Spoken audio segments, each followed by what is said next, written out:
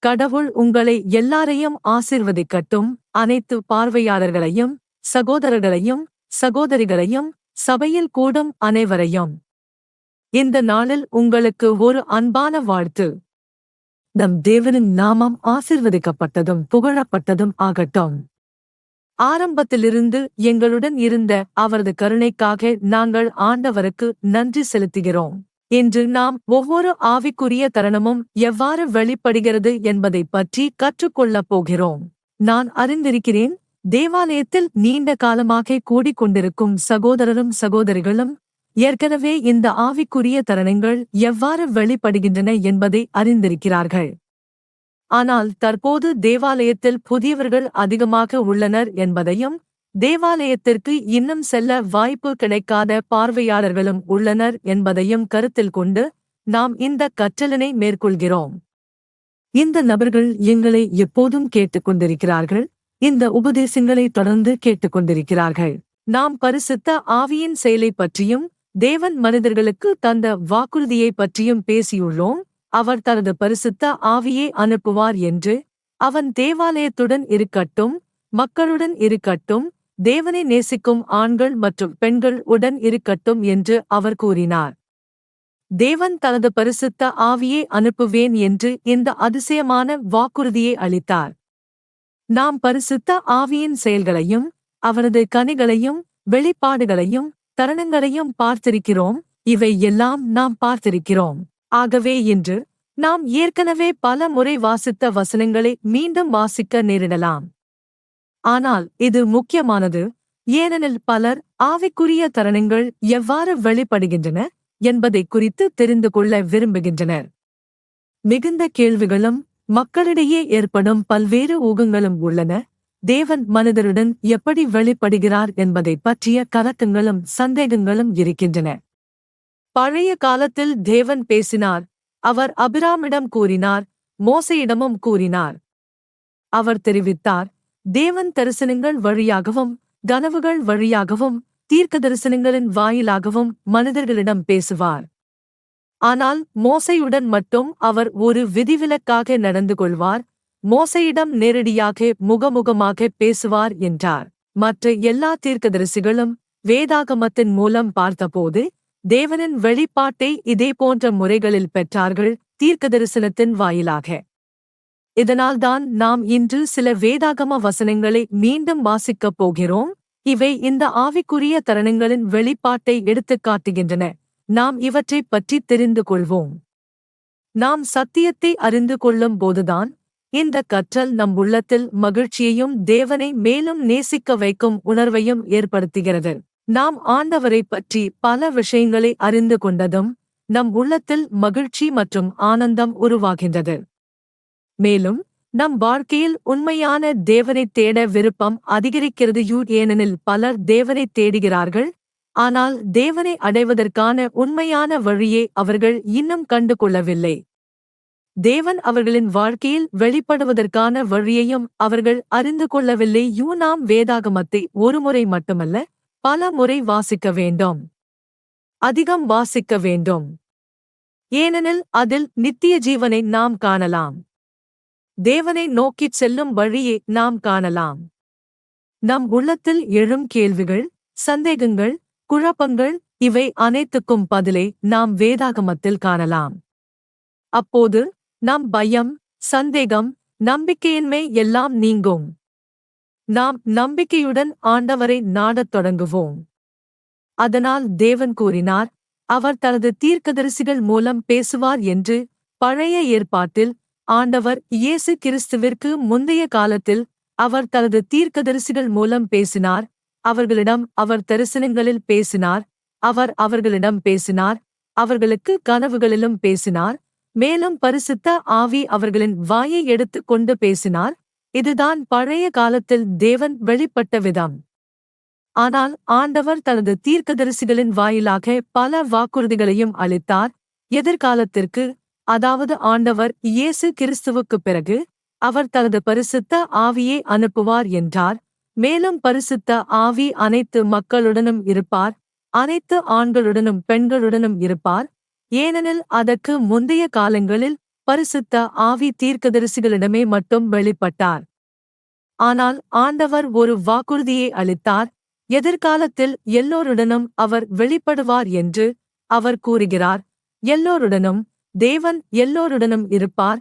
பரிசுத்த ஆவி அவர்களை வழிநடத்துவார். பரிசுத்த ஆவி அவர்களை கற்றுத்தருவார். அவர்கள் மேலிருந்து வருகிற ஆற்றலைப் பெறுவார்கள். அவர்கள் பரிசுத்த ஆவியைப் பெறுவார்கள். அவர் எப்போதும் தேவாலயத்துடனும் இருப்பார். அனைத்து விசுவாசிகளுடனும் இருப்பார். தேவனை நாடும் அனைத்து ஆண்களுடனும் பெண்களுடனும் இருப்பார். இந்த வெளிப்பாட்டை ஆண்டவர் வாக்குறுதியளித்தார். மேலும் அவர் அந்த வாக்குறுதிகளை செயல்படுத்தினார். அவரது அதிசயமான வாக்குறுதிகளை அவர் நிறைவேற்றினார். அதனால்தான் நாங்கள் கடந்த முறைகளில் எனக்கு கற்றுக் கொடுக்க வாய்ப்பு கிடைத்த அந்த உபதேசங்களில் நாங்கள் நற்செய்திகளிலும் திருத்தூதர்களின் கடிதங்களிலும் வாசித்தோம். நாங்கள் இந்த ஆவிக்குரிய தருணங்கள், பரிசுத்த ஆவியின் வெளிப்பாடுகள் குறித்து வாசித்தோம். இவற்றை எல்லாம் வாசித்து பல விஷயங்களை கற்றுக்கொண்டோம். இன்று மக்கள் சந்தேகம் கொள்ளாமல் இருப்பதற்காக சில தருணங்களை மேலும் தெளிவாக விளக்கப் போகிறோம். மக்கள் சந்தேகப்படக்கூடாது என்பதற்காக. ஏனெனில் இன்றைய காலத்தில் பல இடங்கள் உள்ளன. மக்கள் தங்களை கிறிஸ்தவர்கள் எனக் கூறும் இடங்கள் அல்லது தேவாலயங்கள், சபைகள் என்று அழைக்கப்படும் இடங்கள் இருக்கின்றன. அவர்கள் வேதாகமம் வாசிக்கிறார்கள். மேலும் அவர்கள் கூறுகிறார்கள், அவர்களிடம் பரிசுத்த ஆவி இருக்கிறார்கள். அவர்கள் கூறுகிறார்கள், அவர்களிடம் திருத்தூதர்கள் இருக்கிறார்கள், தீர்க்கதரிசிகள் இருக்கிறார்கள் என. ஆனால் ஒருவர் அந்த உண்மையைச் சோதிக்கச் செல்லும்போது அது பொய்யாக இருப்பது தெரிய வருகிறது. ஏனெனில் ஆவிக்குரிய தருணங்கள் தேவனால் அளிக்கப்படுகின்றன. தேவனே ஆண்களுக்கும் பெண்களுக்கும் அவரவர்கள் தயார் நிலையில் இருக்கும்போது, சிந்தையாக இருக்கும்போது, அவர்கள் பெற தயாராக இருக்கும்போது அவர்களுக்கு தருணங்களை அளிக்கிறார். ஆவிக்குரிய தருணங்களைப் பெறுவது அல்லது திருத்தூதராக இருப்பது, தீர்க்கதரிசியாக இருப்பது, ஒருவருக்கு தீர்க்கதரிசனம் வழங்குவது, வேற்று மொழிகளில் பேசுவது, பரிசுத்த ஆவியால் பாப்திசம் பெறுவது, மொழிகளில் பேசுவது, இவை அனைத்தும் கற்றுக்கொள்ளக்கூடிய விஷயங்களல்ல. இந்த பூமியில் இதை பற்றி கற்பிக்கக்கூடிய எந்த நிறுவனம் இல்லை, எந்த பல்கலைக்கழகமும் இல்லை.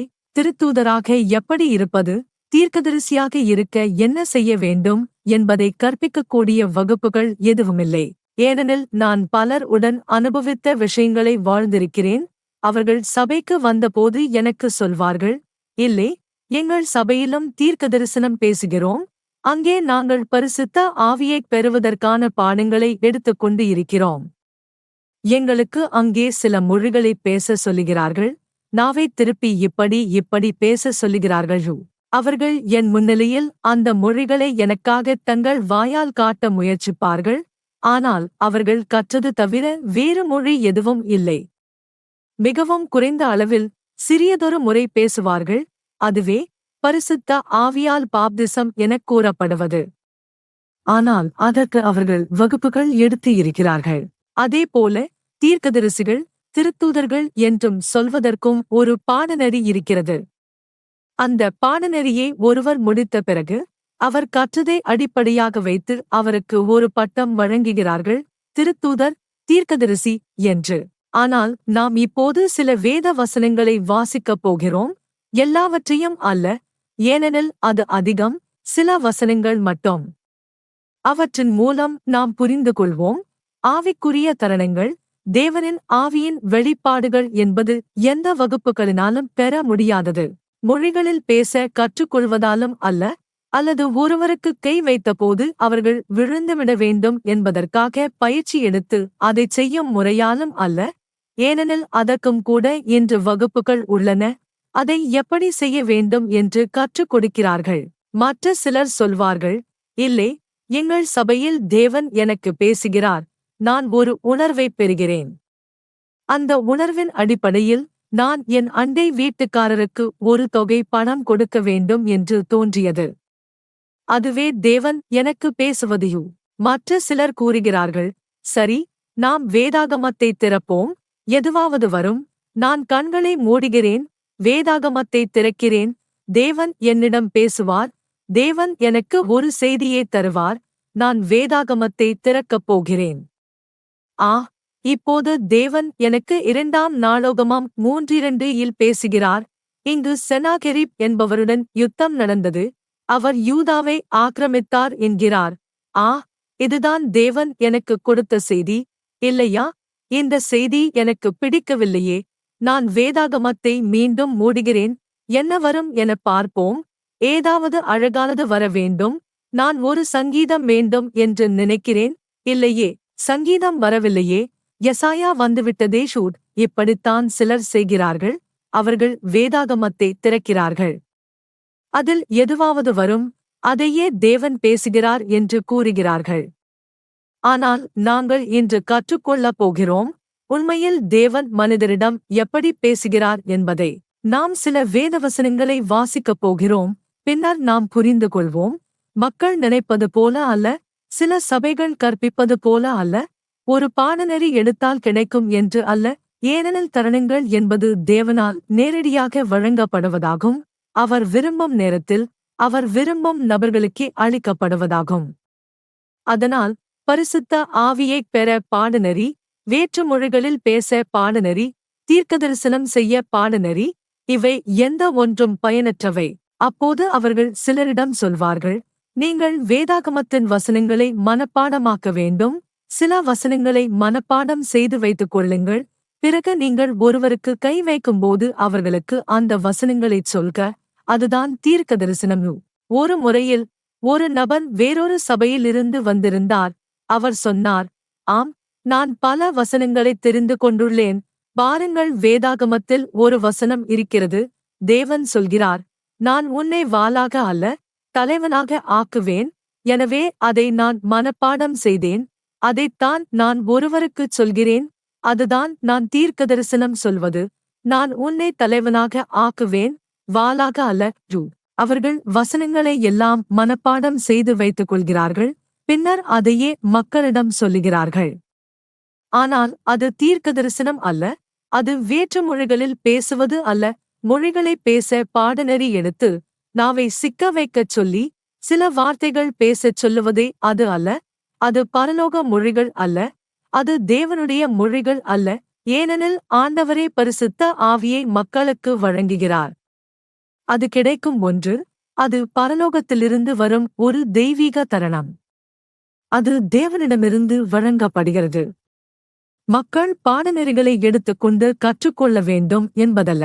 சில இடங்களில் மக்கள் ஒரு ஷாப்பிங் மாலுக்கு, ஒரு வர்த்தக மையத்திற்கு அல்லது ஒரு சந்தைக்கு செல்கிறார்கள்.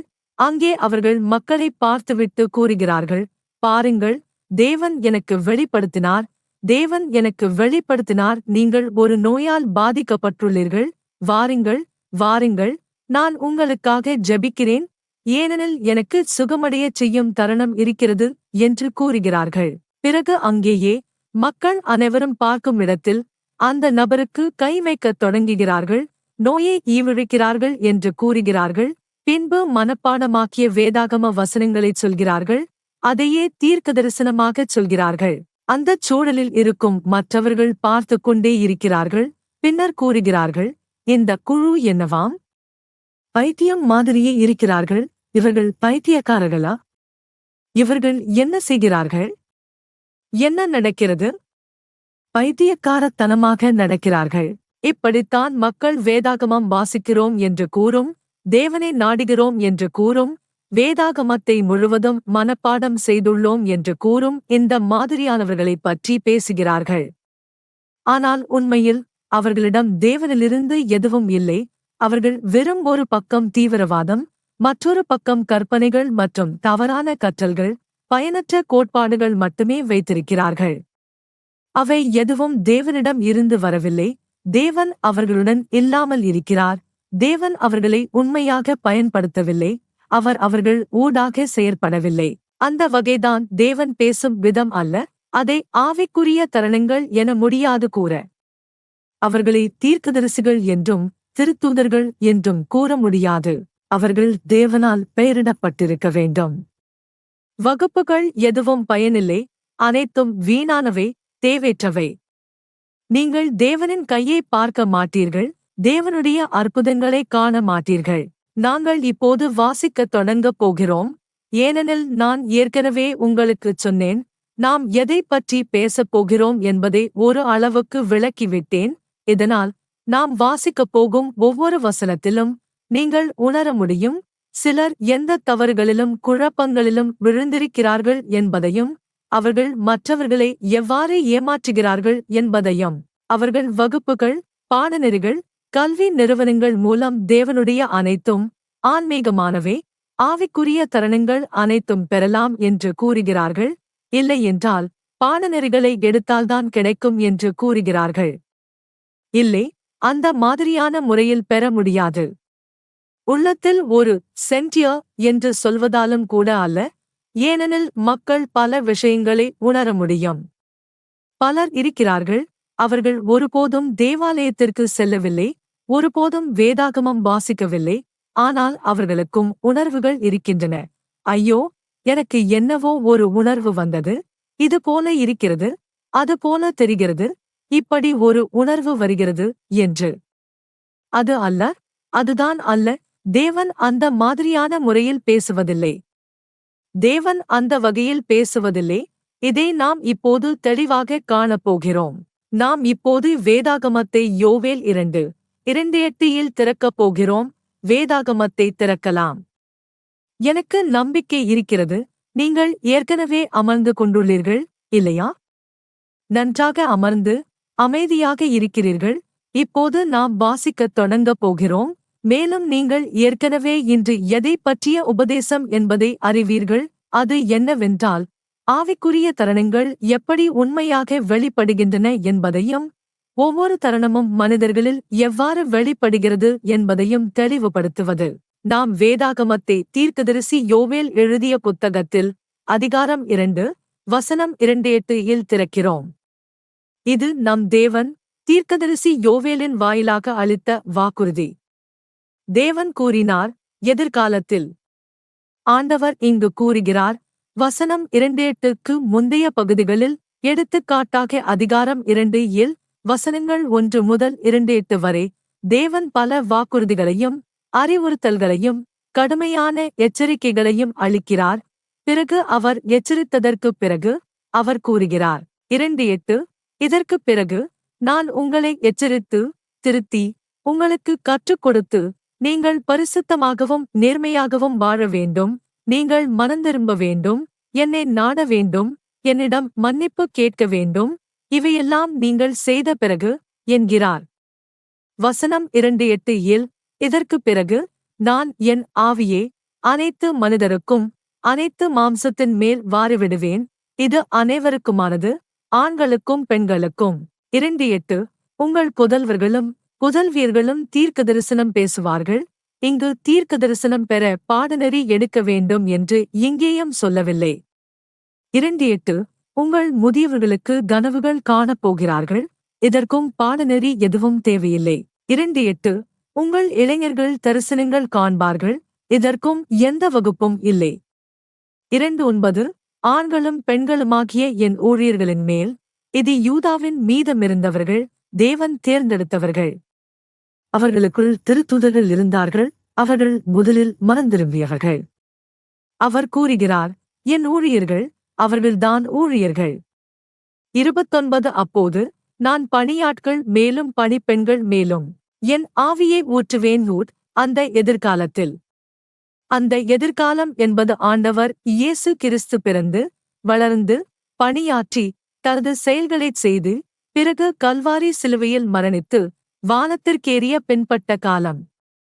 அவர் வானத்திற்கு ஏறியதும் அவர் பரிசுத்த ஆவியை அனுப்பினார். அவரைப் பற்றி நம்பிக்கையுடைய அனைத்து திருத்தூதர்களும் மக்கள் அனைவரும் பரிசுத்த ஆவியால் பாப்திசம் பெற வேண்டும் என்று. அப்போது அவர்கள் உண்மையில் பெற்றிருந்தது பரிசுத்த ஆவிதான் என்பதை அறிய, அதன் வெளிப்பாடு என்னவாக இருந்தது, அது என்ன அறிகுறியால் தெரிந்தது என்பதை நாம் வாசிக்கப் போகிறோம். இங்கே யோவேலின் வாக்குறுதி உள்ளது. ஆண்டவர் இயேசு கிறிஸ்துவுக்கு முன்னர் சுமார் 600 ஆண்டுகளுக்கு முன் அல்லது 500 ஆண்டுகளுக்கு முன் கூறப்பட்டதாக எடுத்துக்கொள்ளலாம். இங்கு அவர் கூறுகிறார், அந்த நாட்களில் அவர் தனது ஆவியை வாரி விடுவார் மற்றும் தீர்க்க தரிசனம் பேசுவார்கள், தரிசனங்களைப் பார்ப்பார்கள், கனவுகளை காண்பார்கள். எந்த நேரத்திலும் அவர் கூறவில்லை, பாடநெறி எடுக்க வேண்டும் அல்லது பல்கலைக்கழகம் அல்லது ஒரு நிறுவனம் X-இல் சேர வேண்டும் என்று. அப்படியே நாம் தொடர்கிறோம். திருப்பணி புத்தகத்தில் நாம் திருப்பணிக்கு செல்லப் போகிறோம். வேதாகமம் வைத்திருக்கும் சகோதரர் சகோதரிகள் தயவு செய்து விரைவாக தேடுங்கள். வேதாகமம் இல்லாதவர்களுக்கு உதவுங்கள் அல்லது அவர்களுக்கும் பகிருங்கள், அவர்கள் வாசித்து கலந்து கொள்ள முடிவதற்காக. திருப்பணி 2:4.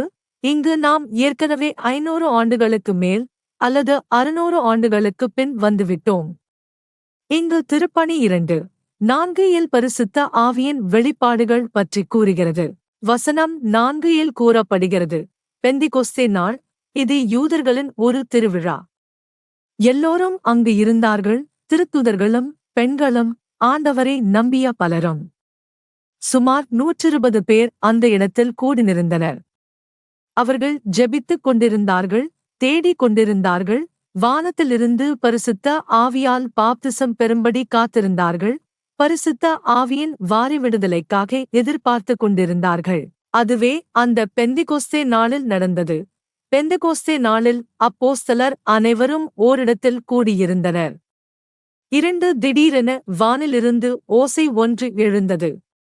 பெருங்காற்று அடித்தாற்போல அது ஒலித்தது. அவர்கள் அமர்ந்திருந்த வீடு முழுவதையும் அவ்வொலி நிரப்பெற்று. 3 நெருப்புக் கொழுந்து போன்றவற்றை அவர்கள் கண்டனர். அக்கொழுந்துகள் பிரிந்து சென்று அங்கிருந்த ஒவ்வொருவர் மேலும் நின்றன. 4 அவர்கள் எல்லோரும் பரிசுத்த ஆவியால் நிரப்பப்பட்டார்கள். பல்வேறு மொழிகளில் அவர்கள் பேச ஆரம்பித்தார்கள். இப்படிப்பட்ட வல்லமையை பரிசுத்த ஆவியானவர் அவர்களுக்கு கொடுத்துக் கொண்டிருந்தார். கவனமாக இருக்க வேண்டும், ஏனெனில் இந்த தருணம் மனிதர்களிடம் இருந்து வருவதல்ல, நேரடியாக தேவனிடமிருந்து வருவது. தேவனே இதை அனுப்புகிறார், பரிசுத்த ஆவியின் தருணத்தை அனுப்புகிறார். மக்கள் வேற்று மொழிகளில் பேசினால் அவை தேவனின் ஆவியால் வழங்கப்படும் தேவ தூதர்களின் மொழிகள், பரலோக மொழிகள். இங்கு எங்கேயும் ஆண்டவர் அவர்களுக்கு, நீங்கள் ஒரு நிறுவனத்திற்குச் செல்லுங்கள், அங்கே நீங்கள் எப்படி பரிசுத்த ஆவியைப் பெறுவது, எப்படி மொழிகளில் பேசுவது என்பதை வகுப்புகள் எடுத்து கற்றுக்கொள்ளுங்கள் என்று கூறவில்லை. ஆண்டவர் கூறியது, எருசலேமில் இருங்கள், ஜெபியுங்கள், தேடுங்கள், நான் பரிசுத்த ஆவியை அனுப்பப் போகிறேன் என்றுதான். அப்படியேதான் அது நடந்தது. மற்றும் அது கூறுகிறது, 4 அவர்கள் எல்லோரும் பரிசுத்த ஆவியால் நிரப்பப்பட்டார்கள். பல்வேறு மொழிகளில் அவர்கள் பேச ஆரம்பித்தார்கள். இப்படிப்பட்ட வல்லமையை பரிசுத்த ஆவியானவர் அவர்களுக்கு கொடுத்துக் கொண்டிருந்தார். இங்கு இந்த உபதேசம் மிகவும் தெளிவாக இருக்கிறது. நாம் இங்கே திருப்பணி புத்தகத்தில் தொடர்கிறோம். அதே புத்தகத்தில் அதிகாரம் 8 வசனம் 1 இங்கே கூறப்படுவது, இங்கு ஒரு சம்பவம் உள்ளது, ஒரு சம்பவம் அல்லது அனுபவம். இது திருத்தூதர் பவுல் வாழ்ந்த நிகழ்வு. இங்கே கூறப்படுவது திருத்தூதர்கள். வசனம் 1:4 கூறப்படுவது, அப்போஸ்தலர்கள் இன்னும் எருசலேமில் இருந்தனர். தேவனுடைய வார்த்தையை சமாரியாவின் மக்கள் ஏற்றுக்கொண்டனர் என்பதை அவர்கள் கேள்விப்பட்டார்கள். ஏன் அவர்கள் சமாரியா தேவனுடைய வார்த்தையை ஏற்றுக்கொண்டதைக் கேட்டு ஆச்சரியப்பட்டார்கள்? ஏனெனில் அவர்கள் எருசலேமிலும் யூதாவிலும் அல்லது யூதேயாவிலும் இருந்தார்கள். மேலும் அவர்கள் நினைத்தது, தேவனுடைய வார்த்தை என்பது யூதர்களுக்கே மட்டும், யூதா பகுதிக்காரர்களுக்கே என்பதைப் பற்றியே.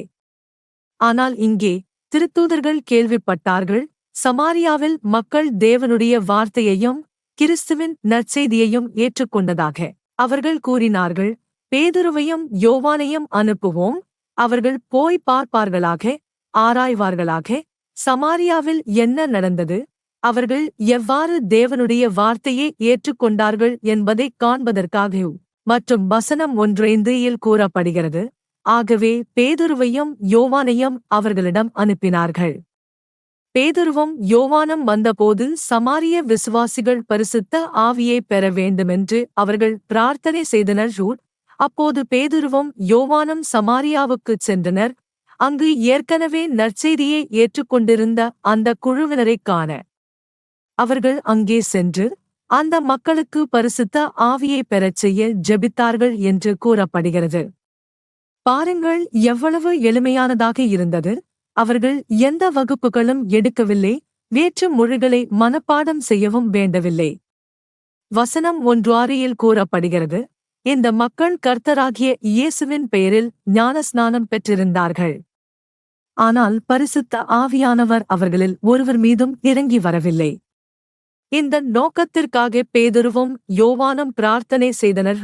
அங்கே சிமோன் என்பவர் இருந்தார். அவர் ஒரு மந்திரவாதி. மற்றும் வசனம் 1:8 கூறப்படுகிறது, அப்போஸ்தலர்கள் தமது கைகளை மக்கள் மீது வைத்தபோது ஆவியானவர் அவர்களுக்கு அளிக்கப் பெற்றதை சீமோன் பார்த்தான்.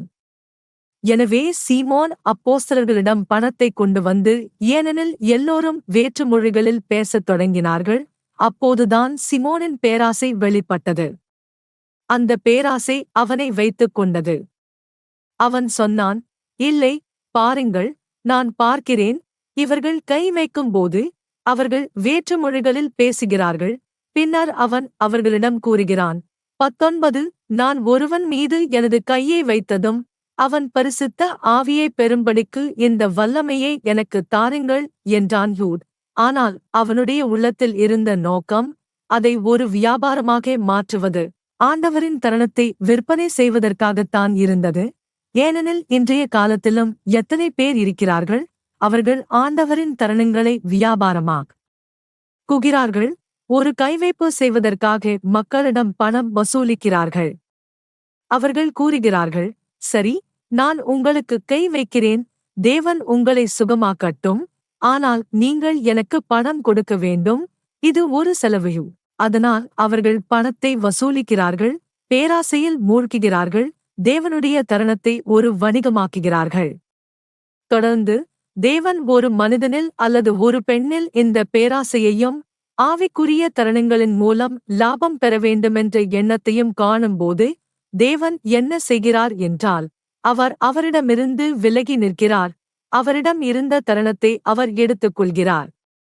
அப்பொழுது அந்த நபர் தேவனால் பயன்படுத்தப்படுவதில்லை, மாறாக சாத்தானால் பயன்படுத்தப்படுகிறார். உண்மையாகவே சாத்தான் வந்து அவரை ஏமாற்றுகிறான், அவரை பயன்படுத்துகிறான். அப்பொழுது சிமோன் கூறுகிறான், இல்லை, அந்த அதிகாரத்தை எனக்கும் தாருங்கள், நானும் வேண்டும். நான் கை வைக்கும் போது மக்களுக்கு பரிசுத்த ஆவி வரட்டும். பாருங்கள், பேதுரு அவருக்கு வசனம் 2 என்ன சொல்கிறார். 20 பேதுரு சீமோனை நோக்கி, நீயும் உனது பணமும் அழிவைக் காணட்டும். தேவனுடைய வரத்தை பணத்தால் வாங்க முடியும் என்று நீ எண்ணினாய். அது ஒரு பெரிய தவறு.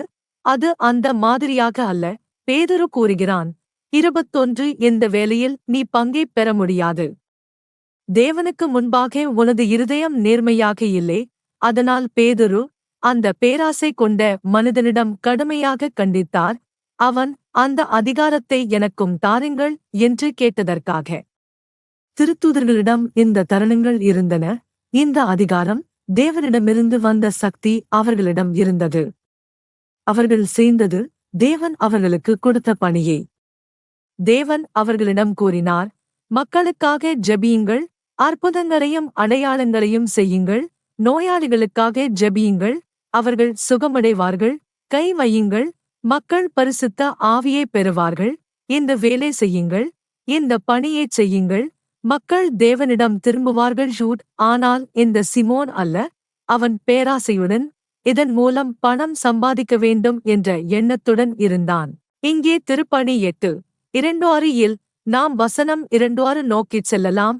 அங்கு இது கூறப்படுகிறது, தேவதூதன் ஒருவன் பிலிப்புவிடம் பேசினான், புறப்பட்டு தெற்கு நோக்கிச் செல், எருசலேமிலிருந்து காசாவிற்கு போகும் பாதைக்குச் செல், அந்த பாதை பாலைவனம் வழியாகச் செல்கிறது என்றான். இது பிலிப்பிடம் அந்த திருத்தூதரிடம் கூறப்பட்டது. அவர் அந்த தூதனைக் கேட்டு கீழ்ப்படிந்தார். அவர் செல்கிறபோது வசனம் 2:8 கூறப்படுவது போல ஒரு மனிதர் இருந்தார், எத்தியோப்பியர் அரசியாக இருந்த கந்தாகியின் ஊழியர். இந்த மனிதர் அந்த அரசிக்கு சேவையாற்றும் ஊழியர். அவர் தனது ரதத்தில் அமர்ந்தவாறே தீர்க்கதரிசி எசாயாவை வாசித்துக் கொண்டிருந்தார். இங்கே வசனம் 2:8 இது கூறப்படுகிறது. இப்போது அவன் வீட்டிற்கு பயணமாகிக் கொண்டிருந்தான். அவன் தனது இரதத்தில் அமர்ந்து தீர்க்கதரிசியாகிய ஏசாயாவின் புத்தகத்தில் சில பகுதிகளை வாசித்துக் கொண்டிருந்தான். 29 ஆவியானவர் பிலிப்புவை நோக்கி, இரதத்தின் அருகே போய் காத்திரு என்றார். அவர் எப்படி பேசினார்? ஏனெனில் பரிசுத்த ஆவி பேசும்போது தீர்க்கதரிசனம் வழியாகவே பேசுகிறார். தேவன் அந்த நபரின் நாவை பயன்படுத்தி அவரது வாயிலேயே பேசுகிறார். அதனால் தேவன் பிலிப்பின் வாயையும் நாவையும் பயன்படுத்தினார் மற்றும் அவரிடம் கூறினார். 29 இரதத்தின் அருகே போய் காத்திரு என்றார். நீங்கள் இப்போது பார்ப்பது போல அந்த ரதம் அங்கு போய்க் கொண்டு இருக்கிறது. அதனால் பிலிப் கீழ்ப்படிந்து சென்றார். அந்த மனிதருடன் பேசினார் மற்றும் அவரிடம் கூறினார். 30 எனவே பிலிப்பு இரதத்தை நோக்கி ஓடினான். அம்மனிதன் தீர்க்கதரிசியாகிய ஏசாயாவின் நூலிலிருந்து வாசிப்பதைக் கேட்டான். பிலிப்பு அவனை நோக்கி, நீ படித்துக் கொண்டிருப்பதை புரிந்து கொள்ள முடிகிறதா என்று கேட்டான். 31 அம்மனிதன், நான் எப்படி புரிந்து கொள்ள முடியும்? அதை விளக்கிச் சொல்லக்கூடிய ஒருவர் தேவை என்றான். அவன் பிலிப்புவை இரதத்தினுள் ஏறி அவனோடு உட்காருமாறு வேண்டினான். அதன்பின் இங்கே கூறப்படும் நிகழ்வு என்னவென்றால், பிலிப் அந்த மனிதருக்கு போதனையையும் ஆண்டவரின் வார்த்தையையும் கற்றுக் கொடுக்கத் தொடங்கினார். ஆனால் இங்கு நாம் வெளிப்படையாக கவனிக்க வேண்டியது, தேவன் எப்படி பேசினார், பிலிப்பிடம் தேவன் எப்படி பேசினார் என்பதைப் பற்றிதான். அந்த அரசியுடன் பணியாற்றும் அந்த மனிதரிடம் போய் அவர் வாசித்துக் கொண்டிருந்த எசாயா புத்தகத்தை புரிந்து கொள்ளவும் விளக்கவும் தேவன் பிலிப்பை வழிநடத்தினார். இதில்தான் நாம் காண்கிறோம் தேவன் பேசும் முறை என்பது எவ்வாறு இருக்கிறது என்பதை. இன்று மக்கள் அல்லது சகோதரர்கள் சகோதரிகள் தங்களுடைய குடும்பத்தினரிடம், அண்டை வீட்டினரிடம், நண்பர்களிடம் கூறுகிறார்கள், பாருங்கள், நான் போகும் தேவாலயத்தில், என் சபையில் தேவன் பேசுகிறார், தேவன் நம்மிடம் பேசுகிறார் என்று. அப்போது மக்கள் கூறுகிறார்கள், என்ன? தேவன் பேசுகிறாரா? அது என்ன விஷயம்? நீங்கள் பைத்தியமாக இருக்கிறீர்கள், தேவன் பேசுவாரா என்ன? அது போய், தேவன் பேச மாட்டார் என்று. ஆனால் தேவன் பேசுகிறவர்தான். இங்கே இது கூறுகிறது. 29 ஆவியானவர் பிலிப்புவை நோக்கி, இரதத்தின் அருகே போய் காத்திரு என்றார். தேவன் பேசுகிறார். தேவன் ஆரம்பத்திலிருந்து பேசி வந்துள்ளார். ஆரம்பத்தில் தனது தீர்க்கதரிசிகளின் வாயிலாக பேசினார். பின்னர் ஆண்டவர் இயேசு கிறிஸ்துவுக்குப் பிறகு தேவன் ஆவிக்குரிய தருணங்கள் மூலம் பேசினார். பல ஆவிக்குரிய தருணங்கள் உள்ளன, அதில் தீர்க்கதரிசனத்தின் தருணமும் இருக்கிறது. தீர்க்கதரிசிகள் கூட இருக்கிறார்கள், ஆனால் அந்த தீர்க்கதரிசிகளை தேவனே நியமிக்கிறார், ஆண்டவரே நியமிக்கிறார். பல்கலைக்கழகம் அல்லது வகுப்புகளில் சேர்ந்து தீர்க்கதரிசியாகவோ அல்லது திருத்தூதராகவோ ஆகஸ்ட் வேண்டும் என்று இல்லை. அது அந்த மாதிரி அல்ல. தேவன் பேசுகிறார். எவரும் அதைக் கேட்டு அதிர்ச்சி அடைய வேண்டாம், யாரும் கலங்க வேண்டாம், யாரும் கவலைப்பட வேண்டாம், யாரும் சொல்ல வேண்டாம், இல்லை, நீங்கள் பைத்தியமாக இருக்கிறீர்கள், தேவன் பேசுவாரா என்ன? அது சாத்தியமா? தேவன் பேசுகிறார் என்கிறீர்கள்? இல்லை, நான் ஒருபோதும் கேள்விப்பட்டதில்லை, ஒருபோதும் தேவன் பேசுவதை நான் கேட்டதில்லை என்று. அப்படியென்றால் இப்போது நீங்கள் அறிவீர்கள், தேவன் பேசுகிறார். பழைய காலத்தில் போலவே நீங்கள் வேதாகமம் வாசித்தால் அங்கு தேவன் மக்களிடம் எப்படி பேசினார் என்று நீங்கள் பார்ப்பீர்கள். ஆண்டவர் இயேசு கிறிஸ்துவுக்குப் பிறகு இப்போது 2000 ஆண்டுகளுக்கும் மேலாக தேவன் இன்னும் மக்களிடம் பேசிக்கொண்டே இருக்கிறார். மீண்டும் கூறுகிறேன், அவர் ஆவிக்குரிய தருணங்கள் மூலம் பேசுகிறார், தீர்க்கதரிசனத்தின் மூலம் பேசுகிறார், கனவுகள் மற்றும் தரிசனங்கள் வழியாக பேசுகிறார். இவ்விதமாகவே தேவன் பேசுகிறார். அதனால் நம்ப வேண்டும். நாங்கள் பைத்தியமாக இருக்கிறோம் என்று சொல்லாமல் நம்ப வேண்டும், ஏனெனில் வேதாகமமே அதைக் கூறுகிறது. அதற்கு மேலாக தேவன் எங்களிடம் பேசும்போது நாம் அதை அனுபவமாகவே வாழ்கிறோம். அதனால்தான் தேவாலயங்கள் திறக்கும்போது இந்த உலகத்தைக் கடந்து சென்றுவிடும் இந்த தொற்று நோய்கள் எல்லாம் முடிவடைந்த பின் நீங்கள் உண்மையாகவே தேவன் உங்களிடம் பேசுவதை அனுபவிக்க விரும்புகிறீர்களா? அப்பொழுது தேவாலயத்திற்குச் செல்லுங்கள், சபைக்குச் செல்லுங்கள், அங்கு நீங்கள் தேவன் உங்களிடம் பேசும் இந்த அற்புதமான அனுபவத்தை வாழ்வீர்கள். இப்போது 1:19 திருப்பணி 1:19 நாம் வாசிக்கிறோம், நாம் பார்க்கிறோம், ஆவிக்குரிய தருணங்கள், தேவன் இவைகளின் மூலம் வெளிப்படுகிறார், இது உண்மை, இது பொய்யல்ல, இது கற்பனையல்ல. இந்த தருணங்களைப் பெற பாடநெறிகள் எதுவும் தேவையில்லை, சிறப்பு பள்ளிகளுக்குச் செல்லவும் தேவையில்லை. தேவனே அவற்றை அளிக்கிறார். ஆனால் பிறகு நாம் அவற்றைப் பெற தேவையான நிபந்தனைகள் என்ன என்பதையும் பார்க்கப் போகிறோம். 1. 4:4 நாம் கூறியிருந்தோம். 1. 4:4 1. 1:9 இங்கு இது கூறுகிறது. திருப்பணி 1. 1:9 இல் கூறப்படுவது. 1:9 பேதுரு அந்த தரிசனத்தைப் பற்றி சிந்தித்துக் கொண்டிருந்தபோது, ஏனெனில் இங்கே திருப்பணி புத்தகத்தின் அதிகாரத்தில் ஒரு சம்பவம் நடந்தது. பேதுரு கோர்நேலியு என்பவரின் குடும்பத்தை சந்திக்கச் சென்றார். இந்த கோர்நேலியு என்ற நபர் யூதர் அல்ல, அவர் ஒரு ஜென்டிலர், அந்நியர். பேதுரு அவரிடம் தேவனைப் பற்றி பேசத் தொடங்கினார். ஆனால் இங்கே வசனம் 1:9 இல் கூறப்படுவது. 1:9 பேதுரு அந்த தரிசனத்தைப் பற்றி சிந்தித்துக் கொண்டிருந்தபோது, ஏனெனில் அவர் ஒரு தரிசனம் பார்த்திருந்தார். கோர்நேலியுவிடம் செல்லும் முன் பேதுரு ஒரு தரிசனம் பெற்றார். அந்த தரிசனம் என்பது எப்படி இருக்கிறது என்றால், அது ஒரு படம் பார்க்கும் போல. நீங்கள் ஒரு சினிமா படம் பார்ப்பது போல சில படங்களைப் பார்க்கிறீர்கள், ஆனால் அவை யதார்த்தமானவை அல்ல, ஏனெனில் அந்த படங்கள் ஒரு திரை வழியாக இருக்கின்றன. ஆனால் நீங்கள் அதை பார்க்கிறீர்கள், அதுபோலதான் தரிசனம். ஒரு மனிதன் அல்லது ஒரு சகோதரர் அல்லது சகோதரி அவர்கள் தரிசனத்தின் தருணத்தைக் கொண்டிருந்தால், ஆண்டவர் அவர்களுக்கு பல படங்களைக் காண்பிக்கிறார், அவர்கள் பல காட்சிகளைப் பார்க்கிறார்கள், தேவன் அவர்களுக்கு பல விஷயங்களைத் தெரிவிக்கிறார். சில நேரங்களில் அந்த நபர் தரிசனத்தை புரிந்து கொள்கிறார், சில நேரங்களில் அவர் புரிந்து கொள்ள முடியாமல் இருக்கலாம். Gracias por señalarlo, Times toda la rajo. A continuation de dejo la traducción corregida al Tamil. Sin characters no Tamils y respetando la forma original del texto. இங்கே பேதுருவுக்கு என்ன நடந்தது? அவர் ஒரு வீட்டின் மேல் மாடியில், ஒரு உச்சிமாடியில் தேவனை ஜெபித்துக் கொண்டிருந்தார் என்று கூறப்படுகிறது. அப்போது திடீரென்று அவர் பரிசுத்த ஆவியால் எடுத்துக் கொள்ளப்பட்டார். மேலும் அவர் ஒரு தரிசனம் பார்க்கத் தொடங்கினார். அந்த தரிசனத்தில் அவர் பார்த்தது என்னவென்றால், வானத்திலிருந்து பல அபவித்தமான விலங்குகள் கீழே வருவது போல. அந்த விலங்குகள் ஒரு மூடி போல, ஒரு மூடிய பைகளில் ஒரு சோலை போன்ற துணியில் மடக்கப்பட்டபடி வருகிறன. அப்போது ஒரு குரல் சொல்கிறது, 1:3 பேதுருவே, கொன்று உண்ணும். அப்போது பேதுரு கூறுகிறார், இல்லை, நான் எப்படி உண்ண முடியும்? நான் ஒருபோதும் அபவித்தமான விலங்குகளை உண்டது இல்லை. மேலும் மோசேயின் நியாய பிரமாணத்தில் அபவித்தமான விலங்குகளை உண்ணக்கூடாது என்று கட்டளையிடப்பட்டுள்ளது. நான் ஒருபோதும் அவற்றை உண்டதில்லை. அதே குரல், அதாவது ஆண்டவர் அவரிடம் மீண்டும் கூறுகிறார், 1:5 தேவன் சுத்திகரித்ததை நீ அபவித்தமானது என்று கூறாதே. பின் வசனம் 1:9 இல் திருப்பணி 1:9 இல் கூறப்படுவது. 1:9 பேதுரு அந்த தரிசனத்தைப் பற்றி சிந்தித்துக் கொண்டிருந்தபோது பரிசுத்த ஆவி அவரிடம் கூறினார், இங்கே 3 பேர் உன்னைத் தேடி வருகின்றனர். ஆனால் அந்த பரிசுத்த ஆவி பேதுருவிடம் எப்படி கூறினார்? அவர் அந்த தரிசனத்தைக் காணும் நிலையில் இருந்தார்.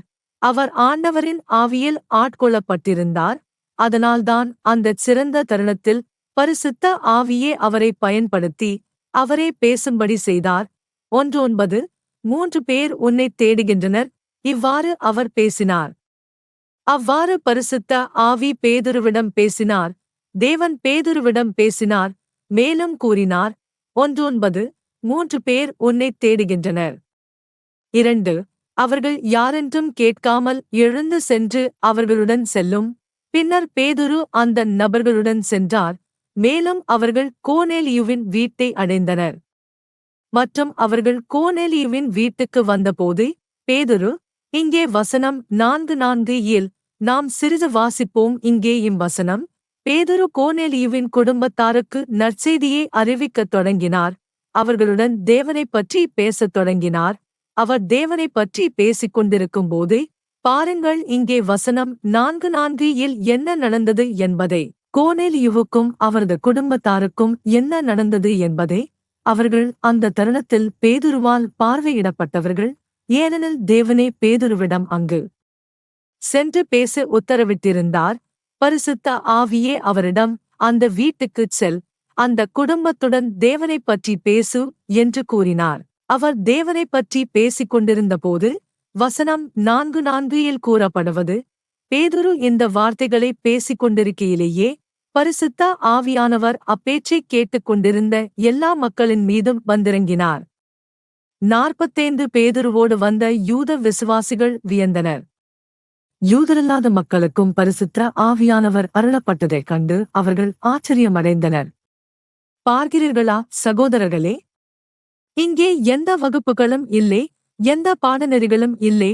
தேவனே தருணங்களை அளிக்கிறார். நேரடியாக தேவன், மனிதர்கள் அல்ல. உங்களை ஏமாற்றப் போகிறார்கள். உங்களிடம் கூறப் போகிறார்கள், நான் உனக்கு திருத்தூதர் பட்டத்தை அளிக்கிறேன் என்று. இது ஒரு பொய். உங்களை ஏமாற்றி, நான் உனக்கு தீர்க்கதரிசி பட்டத்தை அளிக்கிறேன் என்று சொல்வார்கள். அது பொய். நீங்கள் ஏமாற்றப்படாதீர்கள். தீர்க்கதரிசி பட்டம் அல்லது திருத்தூதர் பட்டம் அல்லது தீர்க்கதரிசன தருணம் அல்லது பரிசுத்த ஆவியைப் பெறுவது, இவை அனைத்தும் தேவனால் நேரடியாக வழங்கப்படுகின்றன. அது எப்போது கிடைக்கிறது என்றால், நீங்கள் தூய, சுத்தமான, குற்றமில்லாத இருதயத்துடன் ஆண்டவரின் முன்பாக இருக்கும்போது. இங்கு கூறப்படுவது, மற்றும் இது மட்டும் அல்ல, ஒரு தூய இருதயமோ குற்றமில்லாத இருதயமோ மட்டுமல்ல, ஆனால் தயாராக இருக்கும் ஒரு இருதயமும் வேண்டும். ஏனெனில் நீங்கள் நம்புகிறீர்கள், நீங்கள் தேவனை நம்புகிறீர்கள், நீங்கள் சொல்கிறீர்கள், நான் விரும்புகிறேன், ஆண்டவருடன் இந்த அனுபவத்தை வாழ விரும்புகிறேன் என்று. அப்போது தேவன் உங்கள் உள்ளத்தின் ஆசையே, உங்கள் விருப்பத்தை பார்க்கிறார். பின்னர் தேவன் உடனே இந்த ஆன்மீக ஆசீர்வாதத்தை உங்களுக்கு அளிக்கிறார். ஆகவே இப்போது நாம் வாசிக்கிறோம் இங்கே வசனம் 4:5 அங்கு கூறப்படுவது, அவர் ஆச்சரியப்பட்டார், ஏனெனில் அந்த மக்கள், எடுத்துக்கொண்டால் யூதர்கள், அவர்கள் குறித்து இங்கு கூறப்படுவது, பேதுருவோடு வந்த யூத விசுவாசிகள் வியந்தனர்.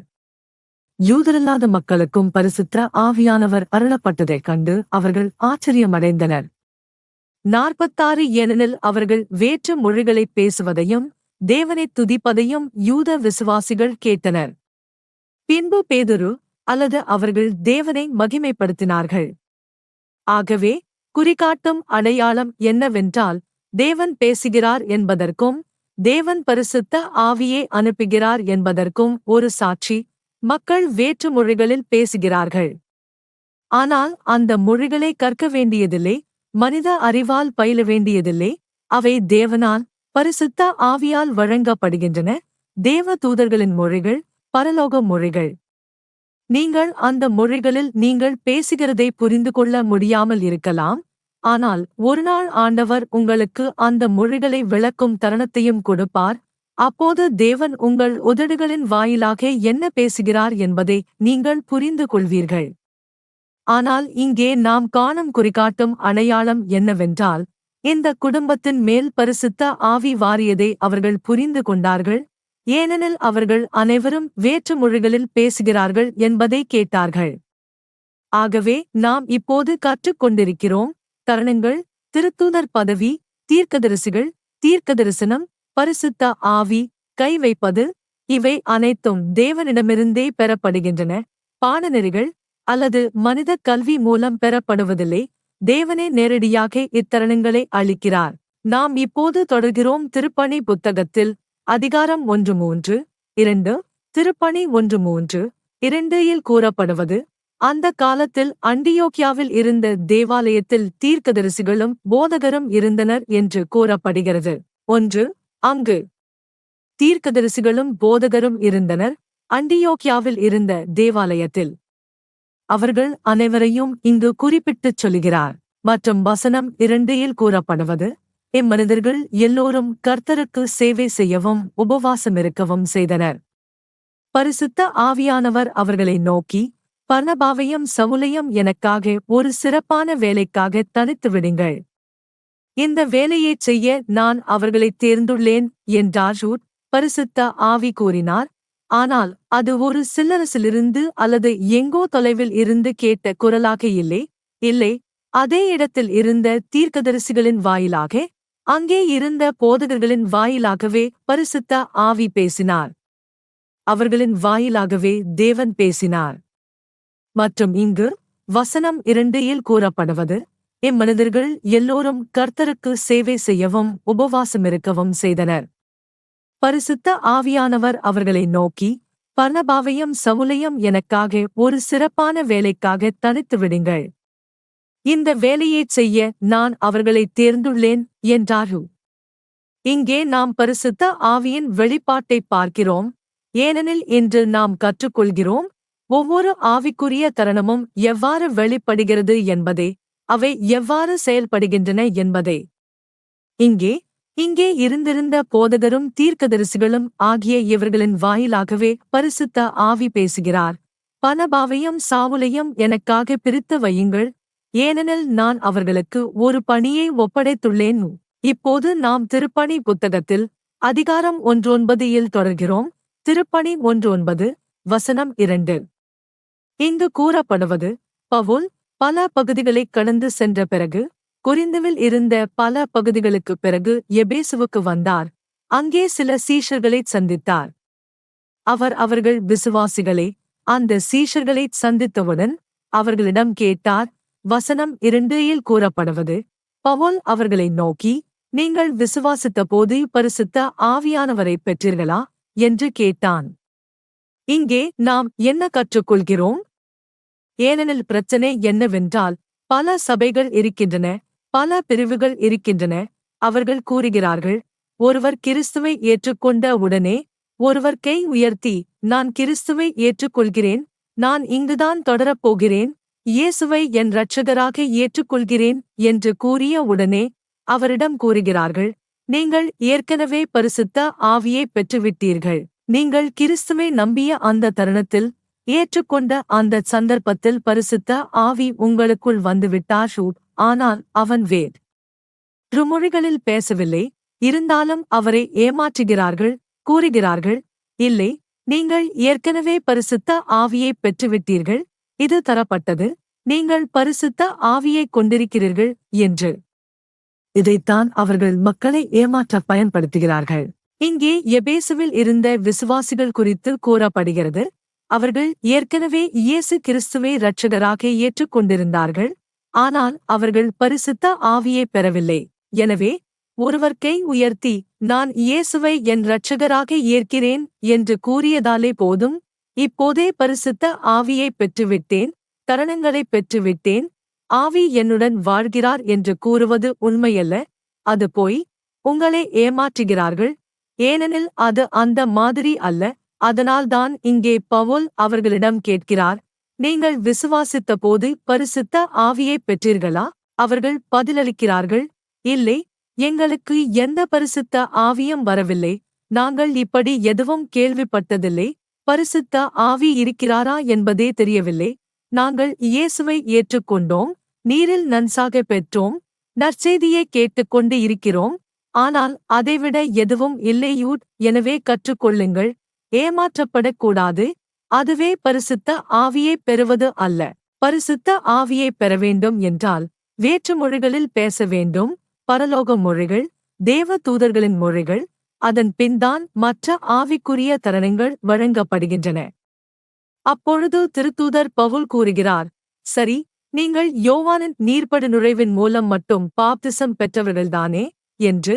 அதனால் இங்கே அவர் அவர்களை நீரில் பாப்திசம் செய்தார், இயேசுவின் நாமத்தில். இங்கே வசனம் 6 கூறப்படுவது, அப்போது பவுல் அவரது கைகளை அவர்கள் மீது வைத்தபோது பரிசுத்த ஆவியானவர் அவர்கள் மீது வந்தார்.